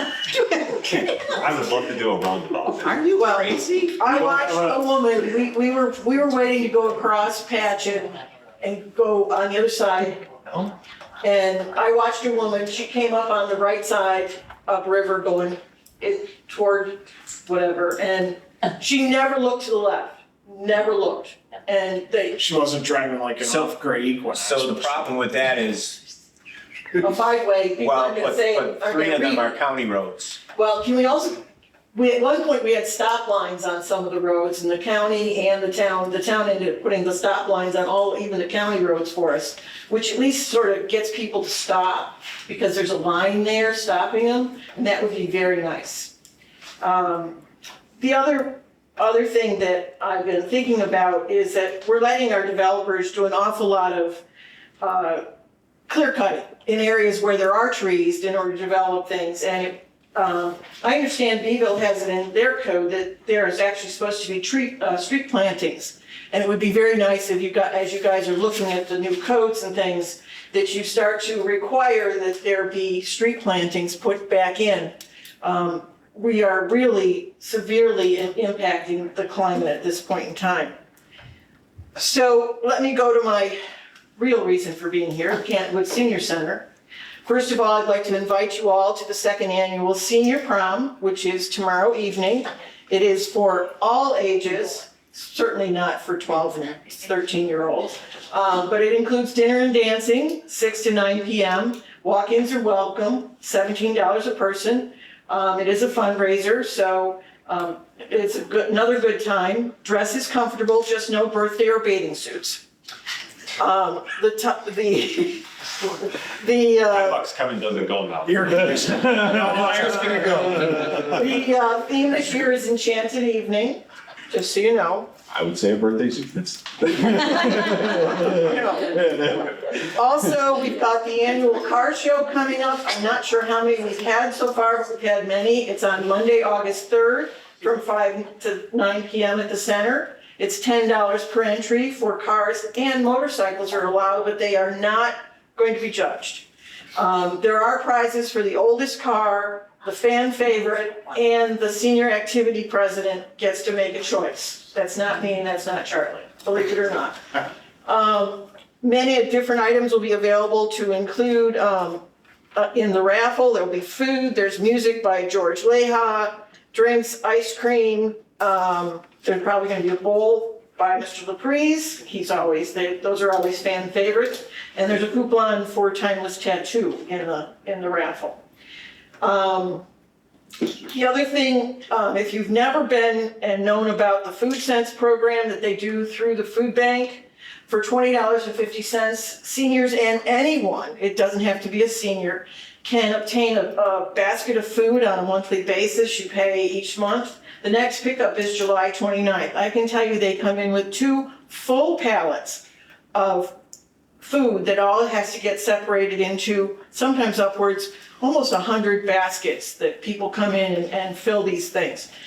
I know that Renee would be happy to have any of the board members to come and assist with that process on the 29th. They start about 9:30 when the truck gets there from the food bank. The mammogram van was there on the 13th. It'll be back on the 18th of August. Beagle Express is always ongoing. Lots of people getting rides to medical appointments and to the grocery store. This is all stuff coordinated by the center staff, Renee and Jean. It's not the board that's directing this, it's the staff that's doing it. The Lafayette Community Band was there on the 7th of July. Can I tell you, that was a phenomenal program. They are a phenomenal band. If you ever get an opportunity to hear them, they're quite good. As usual, there's a lot of stay fit and wellness classes going on, like cardio ball drumming. They actually have so many people in the cardio ball drumming that they have to get more balls and more drumsticks, and the holder that they put the ball in. And let's see, there's a falls prevention class, yoga, tai chi, walking in rhythm. There's regular activities like pitched bridge, wii bowling, karaoke, trivia, pool, bunco, Mexican train, dominoes, bingo, adult coloring. Edwina Hay leads a very active crafting group that donates many items to the hospitals and other deserving organizations. Their storage room just got an upgrade where the shelves were added by Boy Scouts. I'm not sure the whole details there. They'll hold another sale later this year. It's a great place to pick up hats, gloves, Afghans, all sorts of things when you see that there's going to be a craft sale at Canton Woods. 3 days a week, Peace brings in a hot meal for seniors 60 and over. You do have to be 60. And you do have to register 1 day ahead. On the personnel front, Teresa is retiring from her position as neighborhood advisor as of July 31st. Her replacement, Cheryl DeMarco, starts July 20th to allow for some transition. Cheryl brings with her over 20 years of experience working at the county's Office for Aging. This county-funded program helps seniors navigate a variety of issues, whether it be medical, financial, heating and cooling, basically anything they are dealing with. It could be that they can't get their phone working right, and the center will work with them to figure that out.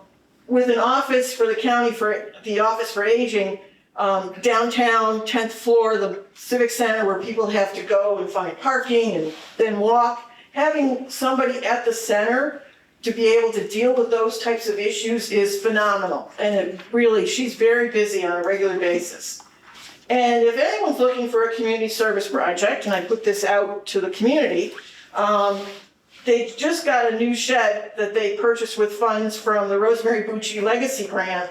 The shed replaced one that was falling apart 15 years ago when I was on the board. And the shelves inside the space inside the shed needs some shelving so that they can put things in and organize them. So that's my report for the senior center. Thank you, Barb. Are there any other citizens' comments tonight? Seeing none, we'll move on to town board comments. We will start with Counselor Kudarakis. I'll stick to the agenda. Did you want to talk about your scooters and e-bikes? Well, did you want to make an announcement, like to remind people? Be safe. Be safe out there on those scooters. That's all I have to say. Where are they? They're Everywhere. Oh, my God, where have you been? There's a law in the books, but people don't follow Yes, the law. I guess I started a whole can of worms. Our kids don't pay attention. Oh, I'll put it up here on the screen real quick, catch it on PAC-B. This is the New York State e-bike and e-scooter laws. I'll still on Councilor Kudarakis this time, this won't count as my time. I reached out to the Sheriff's Department because we've all had issues, personally seen it. People with their kids with scooters, please be cognizant and aware. I hate to say it's bound to happen, but with the youth and the age of kids I see on scooters, maybe parents don't realize these kids are venturing out further than they want them to be. But I have seen numerous bad decisions just in these last couple months, not only, previous years. There are certain rules that you're supposed to follow with getting your kid a little scooter, an e-scooter or an e-bike. Reaching out to the Sheriff's Department, one of the issues they have, and we're probably gonna need a state legislation to correct this, is if a child's 14 or less, there's really not a lot the Sheriff's Department can do. Because of their age. They can't even really confiscate the scooter or bike from them. And honestly, with what I've seen, that may need to happen. Kid needs to be. There's a lot of bikes that are towed, but it's at the parents' responsibility. It's Right. nothing can be issued to the kids because they're juveniles. Right, so, thank you, Sheriff. So that, please pay attention to what your kids are doing out there. Nobody wants to come home and see this on the news. And just tell them, they gotta be attentive when they're crossing intersections. I know the ice cream shop's across the street, but there are just numerous times on Route 31.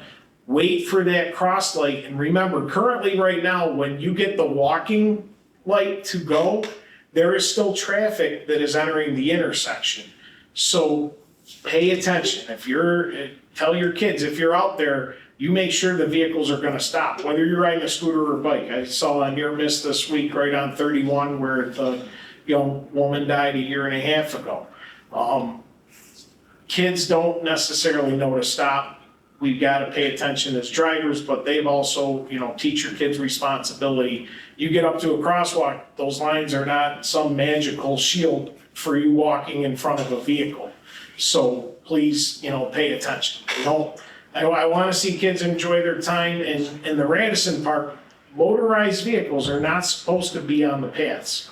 We all know it occurs, but Radisson's rules state that no motorized vehicles on those walking paths. So, again, please let your kids know and be cognizant and just pay attention out there. We don't want to see a fatality. Even those big wheels, they can't ride the big wheels because those are motorized, their feet are Well, motors. but no, motorized is an electric. There's originally that was worrying about like motorbikes and stuff, but the scooter rage seems that everybody's got a scooter now, and it gives you a lot more capacity to get further. Cheap than you ever could. transportation, that's what it is. So that was, not to jump on Councilor Kudarakis' thing, but we, just wanted to make sure that was addressed. Thank you, Councilor Kudarakis. You're welcome, thank you. Counselor, I'm good for now. Oh, wait, you waited for supervisor. Counselor Schmidt, now Counselor Schmidt lost half of what he was gonna say because Mrs. LaPriest got up and talked about Kent Woods. I did promise I would give Ken Woods a plug for the senior prom tomorrow night, and as Barb mentioned, it's 6 to 9. People are welcome to just walk-ins are welcome, $17 a person. From what I understand, it's a fabulous event, very popular last year, and I think it's an enchanted evening. Are you going? I am not. We had a prior. His day can't make it. I was wondering, It's a fun night. Yes. And then the only other thing I had, which is actually from here down on my page, is Data Center Committee. We're making good progress. The committee has a really good representation of the community. We've got, local residents, we've got board members from each of the boards, we've got county people and state people. We also just added Bruce Stebbins, who's the mayor of the village, to represent Baldwinsville.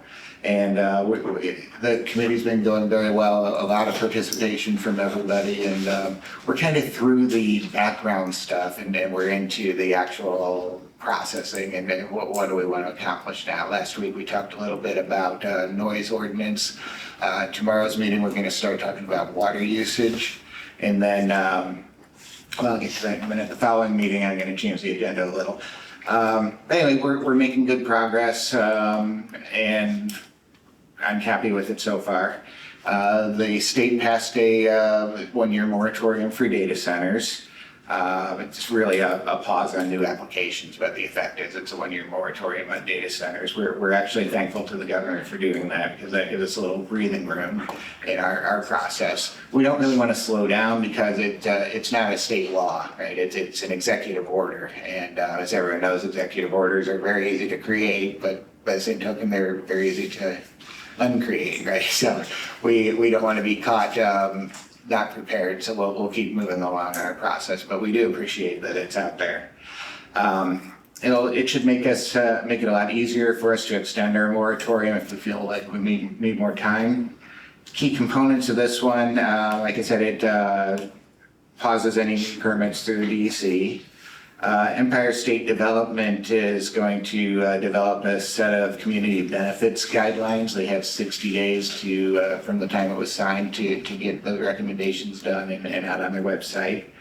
They're going to come up with a generic environmental impact statement that we can build on and make sure that we're following things along that way. And then kind of a big one is they want to set up, they call it a grid acceleration fund, but really what they're trying to do is come up with a process so when the data centers connect to the grid, the costs for that are not passed on to the rest of the ratepayers. It's something that the data centers have to bear the cost of, and I think that's a great thing. They're also going to look at the water withdrawal processes that are out in the state and the county and review those and make sure that all of that's in order so they're not depleting our water supplies and things of that nature. So those are all fabulous. I'm very happy with all of those. We're going to continue our process. Like I said, we'll listen and see what they come up with. We'll listen and see the county has a project similar. We'll listen and see what they come up with, and we'll coordinate with all of them. Next week's meeting, I had something else planned, but because of that 60 days for the community development or community benefits guidelines, I thought that our committee would actually talk about what benefits would we like to see if we got a data center in Lysander, and then that can be feedback to the ESD folks for their process. And we actually have one of the Empire State Development people on our committee, and I sent him a note saying, hey, we're going to talk about this. Be sure you can make it, and we'd like to be able to provide feedback to the state process that's going to come up with these community guidelines. Excellent. Thanks. Was that all? That was it. Thank you, Councilor Schmidt. Councilor Mangan. Awesome. Thank you guys so much for coming to that game. I don't have much. The 25th is going to be my coffee and conversation at Maiden Cafe. So if you'd like to come, thank you, Rob. We had a great conversation last week. Also, I had one more thing. I lost it. That's okay. Thank you. That's If you remember it, we can come back to we you. can come back. I'll give you some time to think. So, well, thank you, Councilor Mangan. I will jump into supervisor's comments. Summer hours, do you remember now?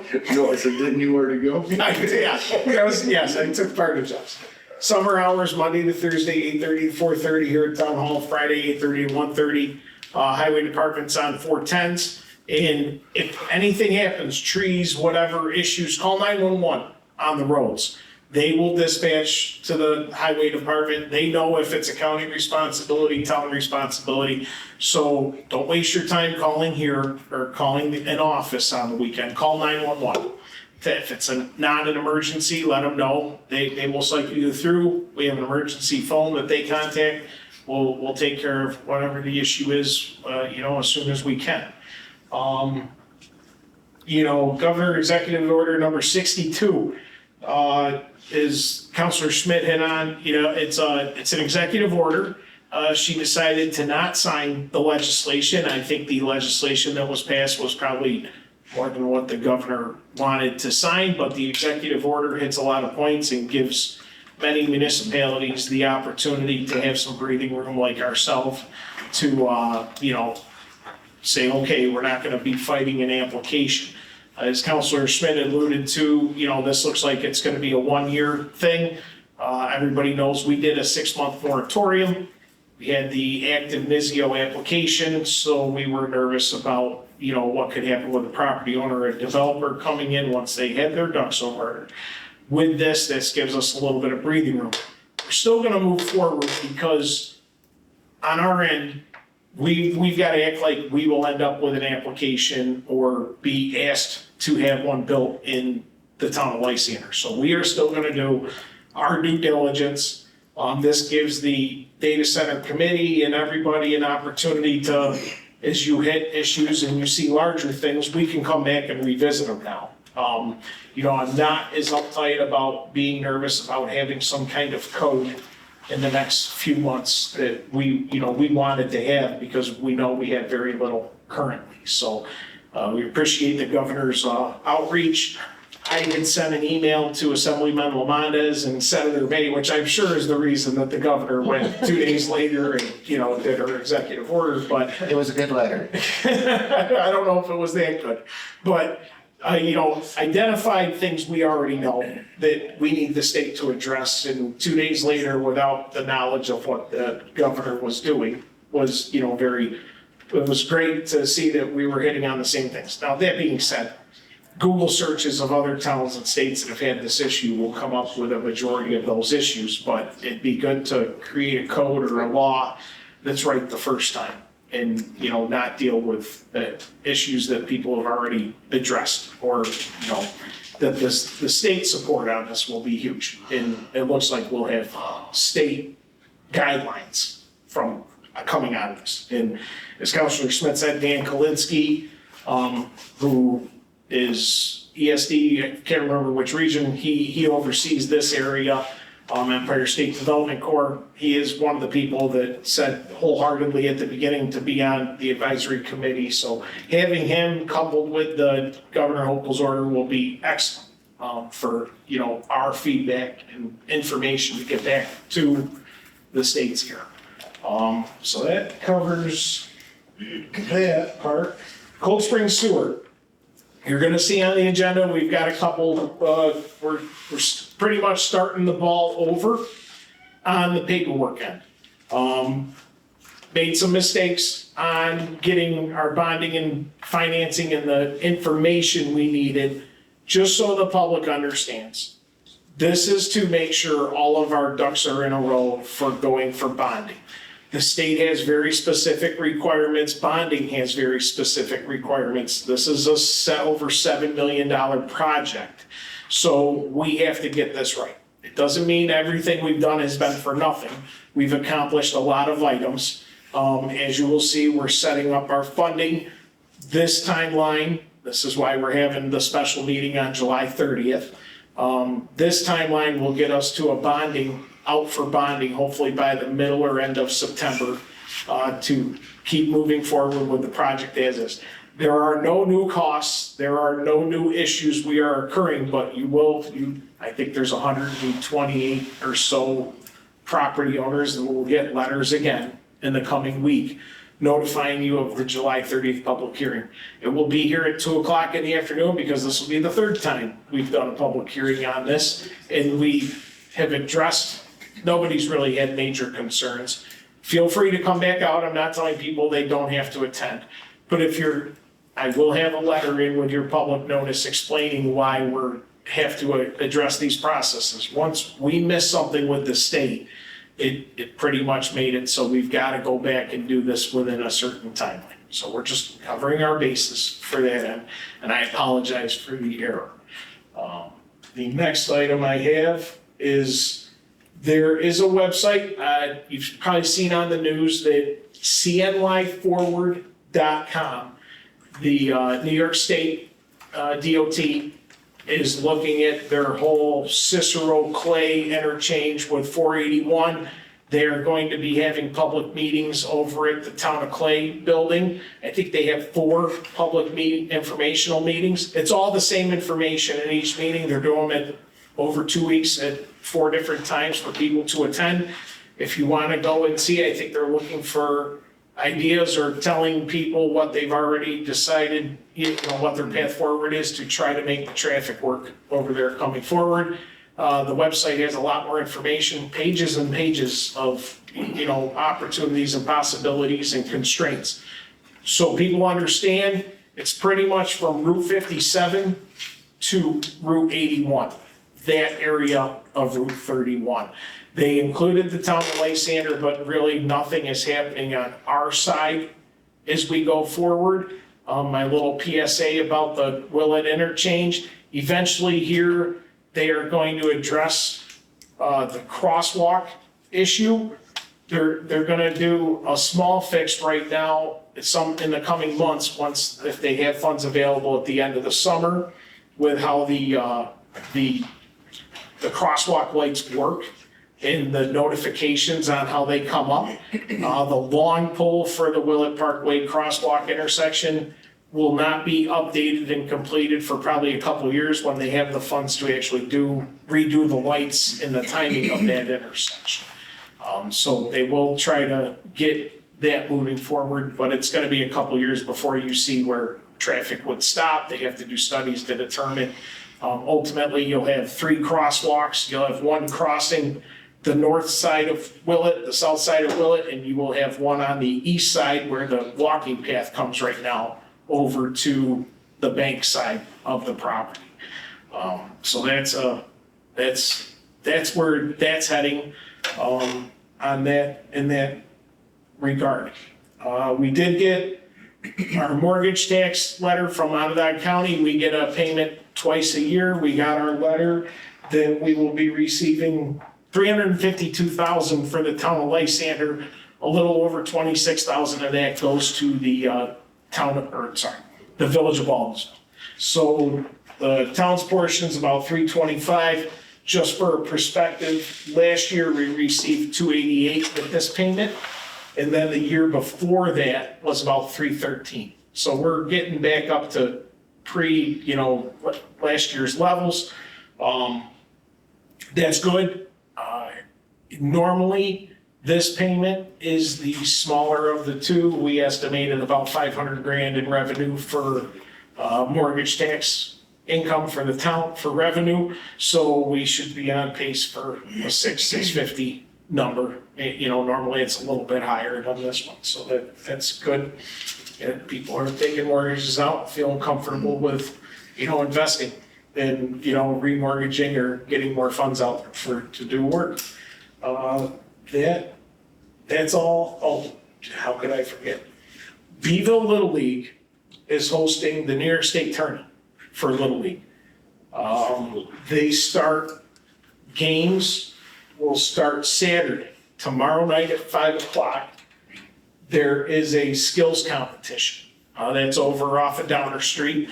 Those games will continue up until the championship game on Wednesday and Thursday. So from now until next week, mostly on the weekends will probably be afternoons. I think during the week it's more closer in the evenings. They have the website up. You can go over and catch some great Little League games. We are lucky. I think our U11 team won last week in Vestal, so we have a local team in it right now. So stop on over, watch the kids play tomorrow night. If you're not doing anything, go over and watch the skills competition. So that's a great thing to have here. And I think they just upgraded to LED lighting. I think they just got that done a week or two ago. So that was all I had. Did you have anything else? No. Councilman? Okay. Forgot again. No, I just never came back to it. It's okay. It was something that was said about tonight. No problem. It gets worse with age. On to department head reports. Town attorney. Nothing to report? Okay, thank you. We started a pretty large drainage project on Willett Parkway last week. A lot of single lane closures. We had one full lane closure. It's gonna probably go for probably another month, on and off. I just want to thank all the people that have traveled Willett Parkway and their patience. It's a busy road, but it's gotta be done. Mariner Trail, with the exception of a little glitch, is completed. And that's about it. Thank you. Thank you. Town engineer. I think, so I know Tony, or not Tony, Kevin's not here tonight, but we are doing a grand opening for the Ninja Course, August 24th at 5 p.m. Please come out. It's been a really fun, cool project to work on, and it's we're getting really close to the finish line. Day of the week is that? That is a Monday. I believe Senator Mannion, yeah. Congressman Mannion will be attending. The congressman and Senator May will be in attendance. They supported the project through grant funding, and we owe them a debt of gratitude to Sherman. Yes, Congressman Mannion was Senator Mannion when we reapplied the grants to the Ninja Course. So that's the reason came on the Senate end of things. That's the reason for Senator Mannion, now Congressman Mannion, to be in attendance there. I know at the big race, I forgot to mention the big race, but we had a great turnout last weekend.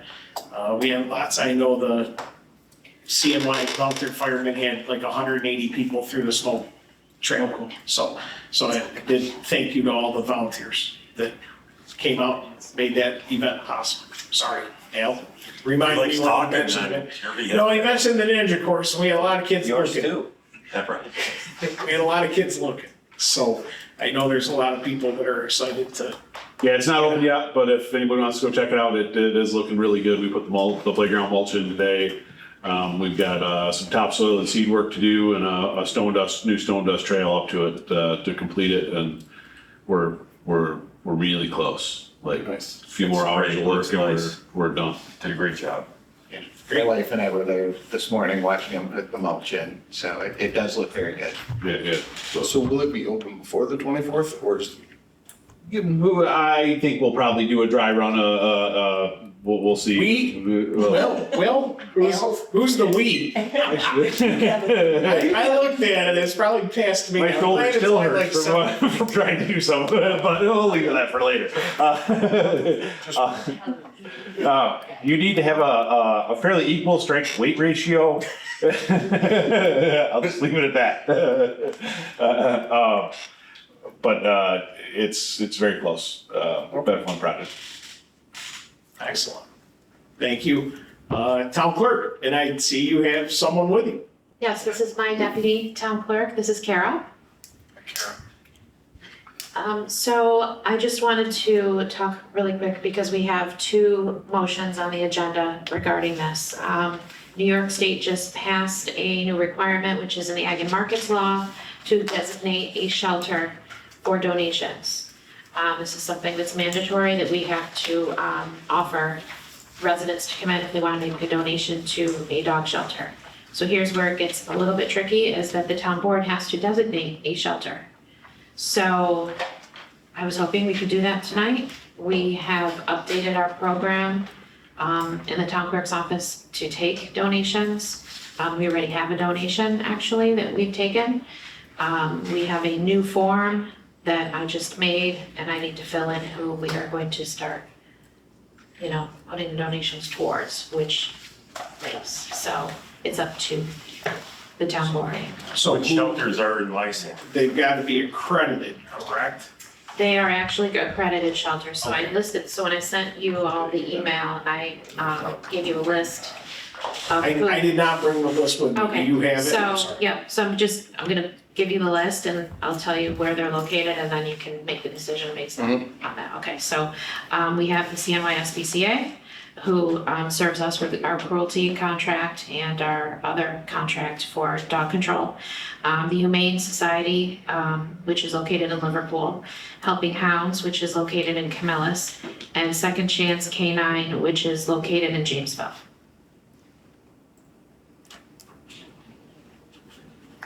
So, So, do you want to explain to the public and the board how this works? so if someone comes in with an application and we have to give them an option to donate. So we say, what type of license are you getting? You're getting a neutered or spayed dog license, it's $7.50. If the dog is unspayed or unneutered, it's $15.50. And so they'll write a check to us or they'll give us cash or however they want to pay. And would you like to make a donation to a shelter that we've chosen? Yes or no? Here's a couple bucks that we can take that for them. So then at the end of the year, we submit that money to our comptroller and our comptroller sends a check to that specific shelter. So Linda, our comptroller, is gonna be creating a line specifically for that money. So every month, we have the money go right towards the comptroller. She just takes it and sends it over to them once a year. Because if we get $2 in 1 month, it's gonna be like, why are we writing a check for $2? So that's why we're doing it yearly. Right. I've spoken with town clerks across the county about this too, and everyone is doing the same thing. They're picking whoever it is that they want. And if it's somebody comes and says, well, I don't like the SPCA, I don't wanna give to them, then we say, well, you're more than welcome to write a check to whoever you want, but we're taking it for this specific shelter. Yeah, we have to, so, That doesn't need it. right, but remember, the first part is it's optional for the person. It's totally optional. License. Yeah, they don't have to. But we are required to pick a shelter. It's not up to the town clerk the way the law is written. So we're put on as the people who get to pick from one of the accredited shelters. And this isn't, if we pick someone, it's not, there's no ill will. We could pick a different one every year if we chose to. Right. We just have to make a motion. It's not like they get an option, like, oh, here's the 4 you can donate to, where do you want to do it? Right. And then the town gets, it's one of those unfunded mandates. Exactly, I was gonna say that, but then I didn't wanna If be. people do donate, we've got to keep track of it at the end of the year and take care of it. So, this isn't like, we're not gonna line these 4 people up and make them, make them come into the board and tell us why they would be Right. better. But we have to make a decision because they've enacted the law. So Dina can get people tomorrow for. Helping Hounds does a lot. Cute, or so, A lot. I was just Oh, and gonna he- say, the only one of the 4 that I've ever had experience, Helping Hounds, yeah. and they did a great job for I us. think SPCA, we donate a lot of money to them already. We don't need to donate anymore. So, my question is there one of these that we think needs the money more than the others? I think all of. they all need, I mean, Yeah. All of them need it. I vote for Helping Hounds. I'm in for Helping Hounds. We got our dog from Helping Hounds. There you go. There we go. Sounds like we've got a winner for this There's then. no Helping Hounds. Sure. Helping Hands it is Helping then. Hounds it is. Okay. So this is where you've got the community participation. So on your. I think people will be happy about that. No, but what I'm saying is on your agenda, if you want to write it in, you can. You have to write it in. We'll write it into on motion P, and motion O, right? We've got to do it in both places. So. Because the other one is for the comptroller to. Yep. Perfect. And Dina, will you let them know? Now, we have no idea what we're. Yeah, I'll let them know. It all depends on what people are, give at the end, so. And like she said, if they don't feel like giving it, they can donate to whoever they want on their own volition privately. You're not required to donate.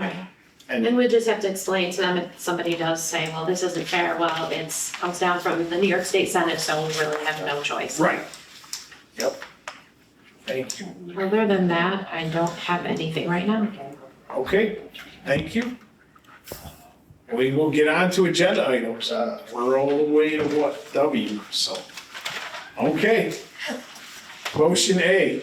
Can I get a motion that the town board has determined the zone change application received from CNY Crops, property located at Oswego Road, Lampson Road, tax map number 017.03-30.1, from agricultural to a general commercial district is an unlisted action with a negative declaration.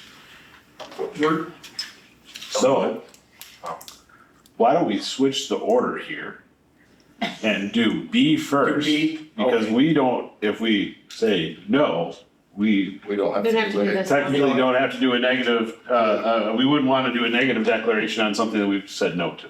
Yeah, especially because then the You agree? declaration. Okay, or no? Yeah, that'd be fine. Okay. So, correct that. We'll start with, we'll make B A and A B for those paying attention. We'll go back, strike that, because nobody did anything. Motion A would be to approve the zone change petition, thereby approving a local law for the zone change application received from CNY Crops Plainville LLC for the property located in Oswego and Lampson Road, tax map number 017.03-30.1, from agricultural to general commercial district. Roll vote. Motion. You gotta We gotta move do a it. motion. I'll second it. So, Mr. Schmidt, and then Councilor Kurakis. And this has to be a roll call vote, so, we'll start, Councilor Mangan, No.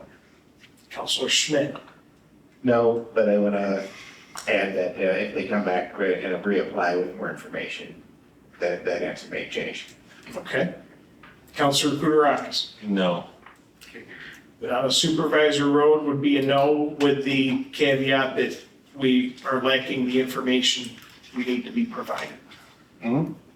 So what I'd like to do tomorrow is just call Mr. Allen and let him know what happened. And then if he wants more specific information, should I tell him to call Al or you or how, what would? Yeah, I mean, he could call us or send a letter, but ultimately, yes, we require like a site plan. Okay, Tell Fred to give me a call. okay, I'll walk him through it. okay, thank you. Okay? So be. So, right, so motion A was defeated, 4-0. Or 0-4. Depends how you look at it. I'm just kidding. So motion B, we'll just strike.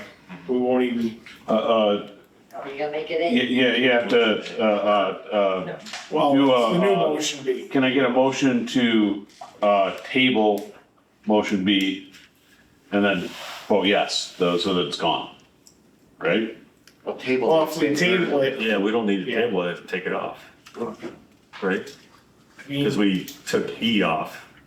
Yeah, I think we have to strike. no, E we're gonna table because eventually we're gonna get back. Not So- sure the best way to do that. Ha, you didn't expect to do this tonight. So could we make a motion? Strike it. You would make a motion to strike it from the agenda, Okay, so, due to your vote on what would now be A. agenda A. great, okay. Can I get a motion to strike motion B about the negative unlisted action with a negative declaration from tonight's agenda? I'll second it. All in favor? Aye. Aye. All yes, so officially struck.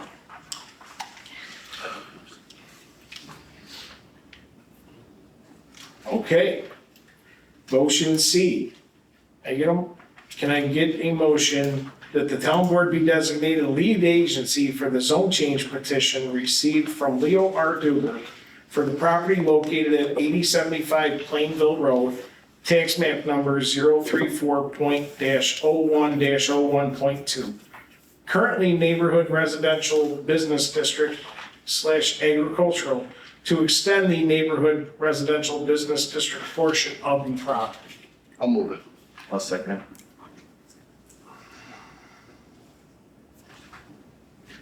All in favor? Aye. Aye. Opposed? Oh, I didn't hear it. You said aye, okay. Opposed, none? All yes, motion approved. Motion D, can I get a motion that the zone change petition received from Leo R. Duger for the property at 8075 Plainville Road, tax map number 034.01-01.2, currently NRBD agricultural, to extend the NRBD portion of the property, be referred to the Town of Lysander Planning Board, Town of Lysander Zoning Board of Appeals, and the Onondaga County Planning Board. I'll move it. I'll second it. Discussion. Seeing none, and just to let the public know, we had already met with Mr. Duger, and we know there are a couple of nuanced items in this zone change, and that's why we're also requesting the ZBA referral. All in favor? Aye. Aye. All yes, motion carried. Motion E is tabled. Motion F. Can I get a motion that the town clerk be authorized to advertise for a public hearing to be held before the Lysander Town Board at 2 p.m. on Thursday, July 30th, to approve the formation of the Cold Spring Sewer District Number 1 in compliance with the New York State Comptroller requirements per Article 12A of the town law, subject to permissive referendum. I'll second. All in favor? Aye. Aye. All yes, motion carried. Deja vu. Motion G. Can I get a motion that the town clerk be authorized to advertise for a public hearing to be held before the Lysander Town Board at 6:30 p.m. on Thursday, August 6th, to rescind resolution number 112 of 2026 regarding local law number 5 for an amendment to chapter 295 titled Vehicles and Traffic relative to the installation of traffic stop signs on Giddings Trail at the Mercer Street Afternoon Drive intersection. And the current language needs to be correct. That's the reason for this. I'll move it. I'll second. They're already done. Yeah, no, we'll do a brief discussion here. We found out that we did make a mistake in the local law verbiage at the last meeting, and then the next couple motions, we have realized there were a couple issues with previous local laws and the placement of stop signs. To keep those stop signs in effect for the time being, that are all installed now. We're not gonna rescind this till we do the public hearing, so there is no lapse. But we found a couple that need to be addressed. All in favor? Aye. Aye. Oh yes, motion carried. Motion H. Can I get a motion that the town clerk be authorized to advertise for a public hearing to be held before the Lysander Town Board at 6:30 p.m. on Thursday, August 6, 2026, to rescind resolution number 172 of 2015 regarding local law number 6 of 2015, amending the vehicle and traffic law of the town of Lysander to add 2 stop intersections at Springwood Circle entering New York State Route 370 and at Mercer Street entering Giddings Trail. I'll move it. I'll second it. All in favor? Aye. Aye. All yes, motion carried. Motion I. May I get a motion that the town clerk be authorized to advertise for a public hearing to be held before the Lysander Town Board, 6:30 p.m. on Thursday, August 6th, to codify the following stop sign placements. Mercer Street at Afternoon Drive, Mercer Street at Connell Terrace southbound, and Mercer Street at Connell Terrace northbound. I'll move it. I'll second. Discussion. We've already realized our mistakes here. All in, yep. We've double checked and. That it's right this time? Yes. Yes. The wording will be correct. All in favor? Aye. Aye. Oh yes, motion carried. Just so people know, JK and L are all tied together with the Ninja Course project. Kevin, can you just put a little thing, can we just go over that like first thing tomorrow morning, that language, so I can? Yes, so we make sure it's correct. Yep. Motions, JK and L are all tied in the Ninja Course. I threw up our project information there. It's not anything different than the town board has seen. We're just making sure we've got everything right on paper for the expenses. Can I get a motion, J, to authorize the acceptance of the $200,000 Crest grant and authorize the town supervisor to sign all documents relative to the Ninja Recreation Course project? I'll move it. All in favor? Aye. Aye. Yes. Motion K, can I get a motion to authorize the town engineer to utilize the Onondaga County excavation contract bid on.-00-10859 through the county's piggyback purchasing provisions? Second. All in favor? Aye. Aye. Yes. Can I get a motion L to authorize the budget amendment from the general fund balance in the amount of $67,000 to budget line AO-07110-401 Parks contractual projects. This budget amendment will provide the funding to complete the Ninja Recreation Course project in the 2026 budget. Okay, all in favor? Aye. Aye. Oh, yes, motion carried. Motion M, can I get a motion to approve the Town of Lysander procurement policy? I'll second. All in favor? Discussion real quick. Oh, sure, I'm sorry, discussion. Can we we talked about adding another policy? Yes, Okay. yeah, we'll word, Counselor Schmidt had brought up, he'd like to have a review on the larger projects that isn't really defined in a procurement policy. We'll create a policy that will trigger a town board approval to review that item. Okay. Okay? Can I say something? Yeah, yep. Why are did everybody really look through this and really study it? I mean, see what we're signing and approving? Yeah. We got it from last one. Yeah. Did you have? I just got it today, Yeah. so No, I've been discussing it since our last two voucher runs with the comptroller. And I can state that David Hercula has reviewed that policy and has no issue with it whatsoever. Okay. Yes, I mean, this should make it easier, but it doesn't change our requirements of having, the the contracts to be with the vouchers. We will work on streamlining that process. it makes no mention of, like state contracts or the source well or anything like that on there. Right.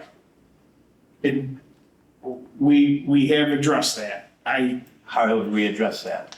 Because this might not be the one that Linda sent to me. This might not be the most There's recent. not one thing says that in here. Like if I'm gonna buy a vehicle from, say, Nye Ford and they're on state bid, there's not nothing about that.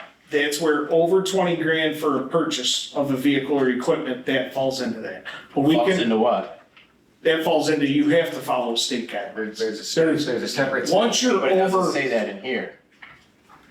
right, because this is the purchasing guideline for below the state thresholds.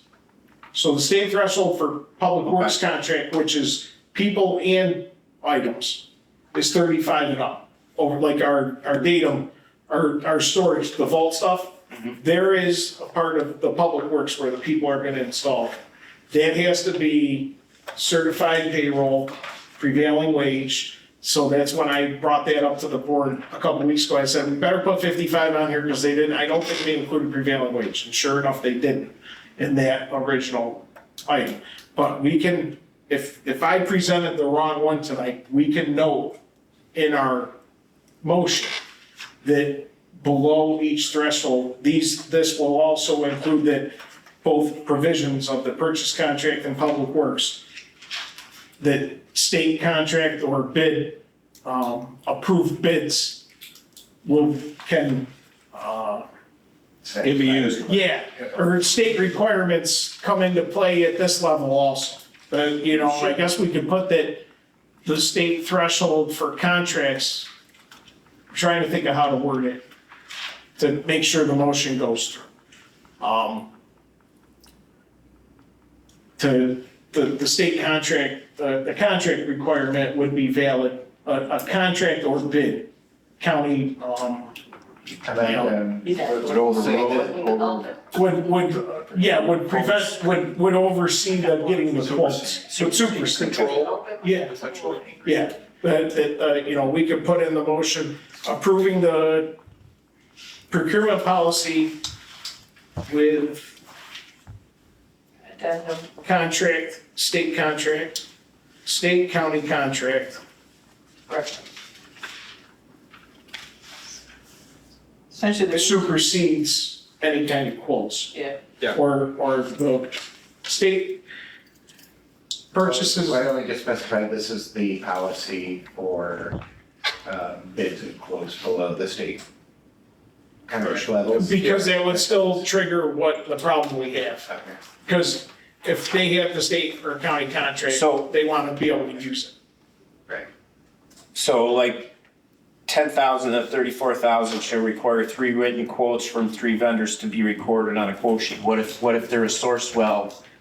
Right, no, you're right. So that doesn't should cover be that. included, you're correct. That's not the one we had.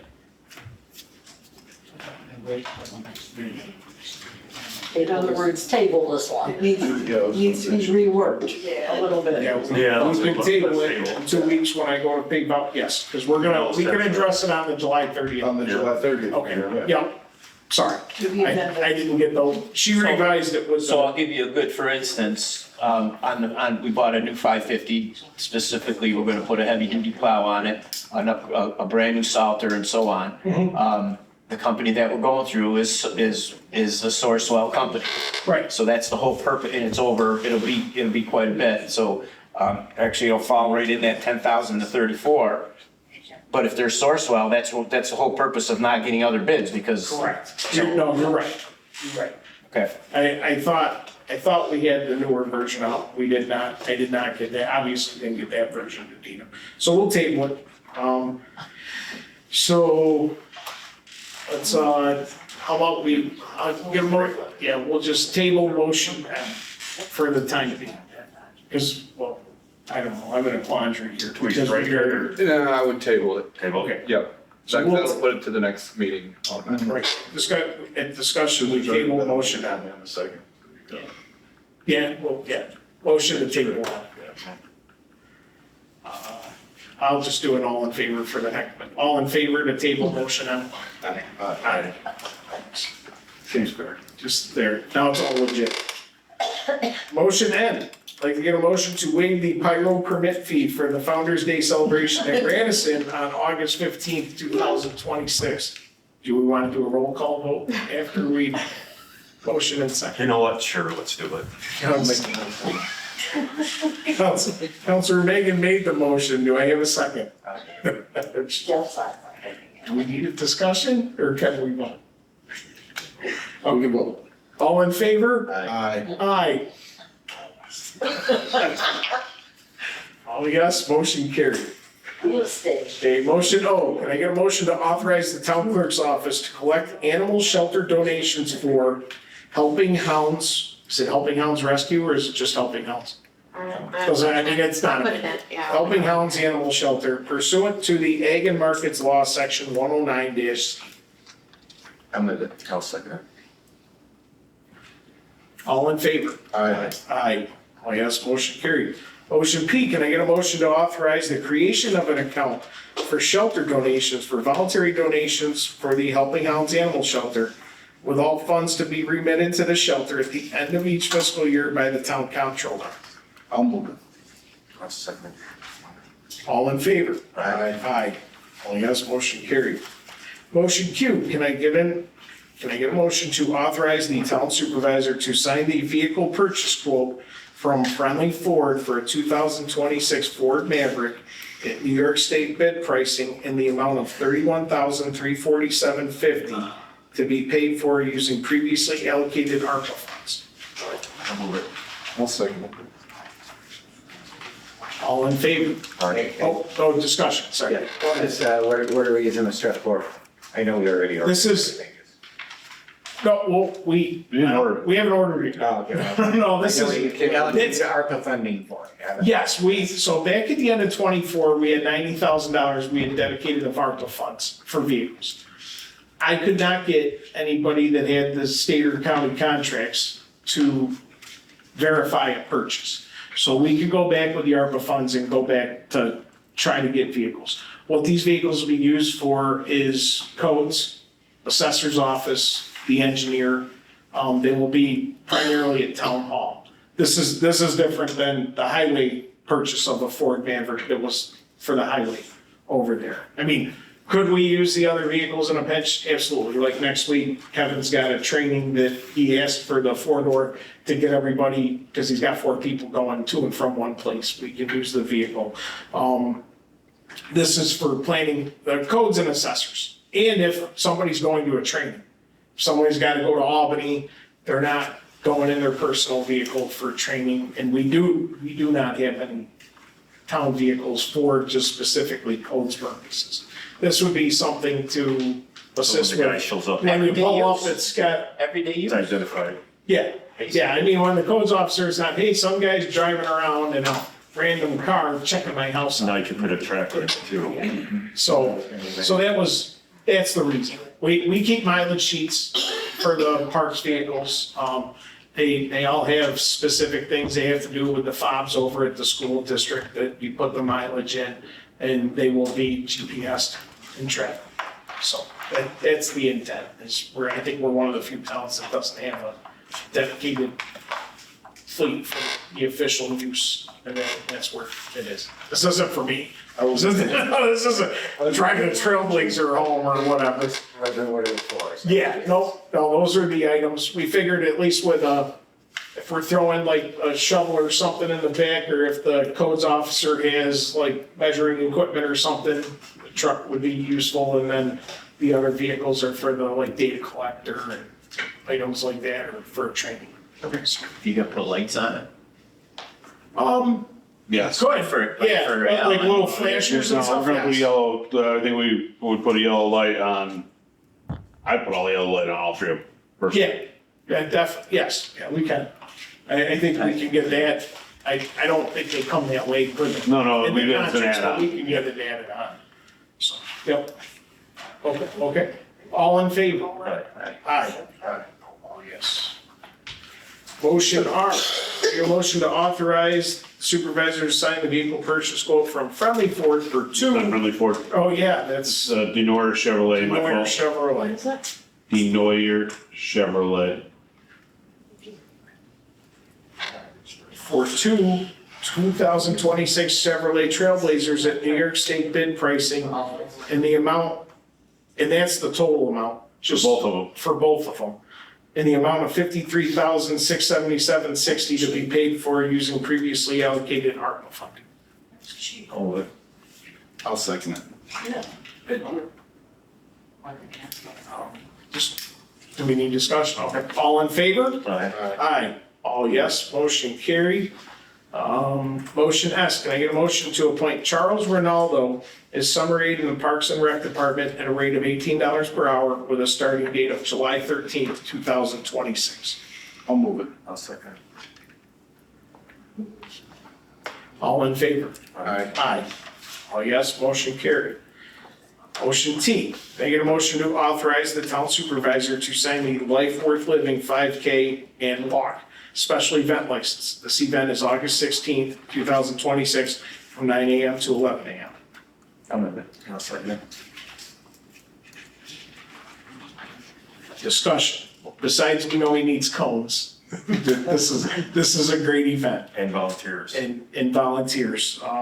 Feel free to reach out to Mr. Helfrich or stop down to WT Brews on, what's that date again? July 28th, 5 o'clock. July 28th. Tuesday, July 28th, if you want to help volunteer for this or for a good time and help support a great cause. Thank you. Mr. Helfrich has dedicated his last 7 years to this, and it's a worthwhile cause, and we thank you for your support of a very large issue of mental health illness.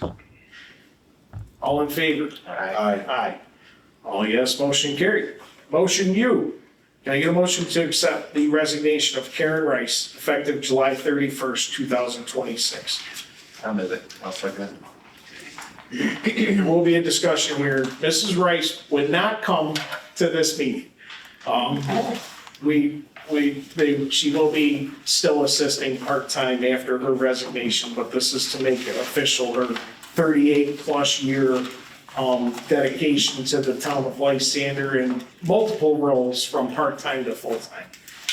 Karen will greatly be missed, not just after her retirement, but when she does finally decide to give it up totally. She is countless, just the knowledge that the woman has of the town is unbelievable. I've known her since I was a little kid. She will be greatly missed, and we wish her the best. So she said she couldn't come to the meeting because she already cried at the planning board meeting a couple months ago when she gave up that part of it. But, she goes, I can't. She goes, just can't. So if you see her out there, tell her thank you, and we all appreciate her. All in favor? Aye. I wish we could all say no and just make her stay, but, she's giving her time. Motion V. Can I get a motion to accept the resignation of David Sitar effective July 9th, 2026 as full-time highway laborer? I'll move it. I'll second. I'll go with Mr. Schmidt for a second. All in favor? Aye. Aye. All yes. Thank you, Mr. Sitar, for your service. Motion W. I get a motion to hold a special meeting of the Lysander Town Board on Thursday, July 30th at 2 p.m. and to allow the clerk to advertise for the same. I'll move it. I'll second. Okay, discussion. This is just to make it so we can put our special meeting for the Cold Springs public hearing. And we're obviously going to have a procurement policy and a couple other things on that. So that will be Thursday, the 30th at 2 p.m. All in favor? Aye. Aye. All yes, motion carried. Can I get a motion to enter into executive session for discussion related to the proposed pending current litigation or employment history of a particular person at 7:56 p.m. I'll second it then. All in favor? Aye. Aye. All yes. We do not anticipate any motions or any other thing to get into the agenda. You're more than welcome to stay and wait. If not, have a good evening. Thank you for your time. Thank you so much. We're in executive session.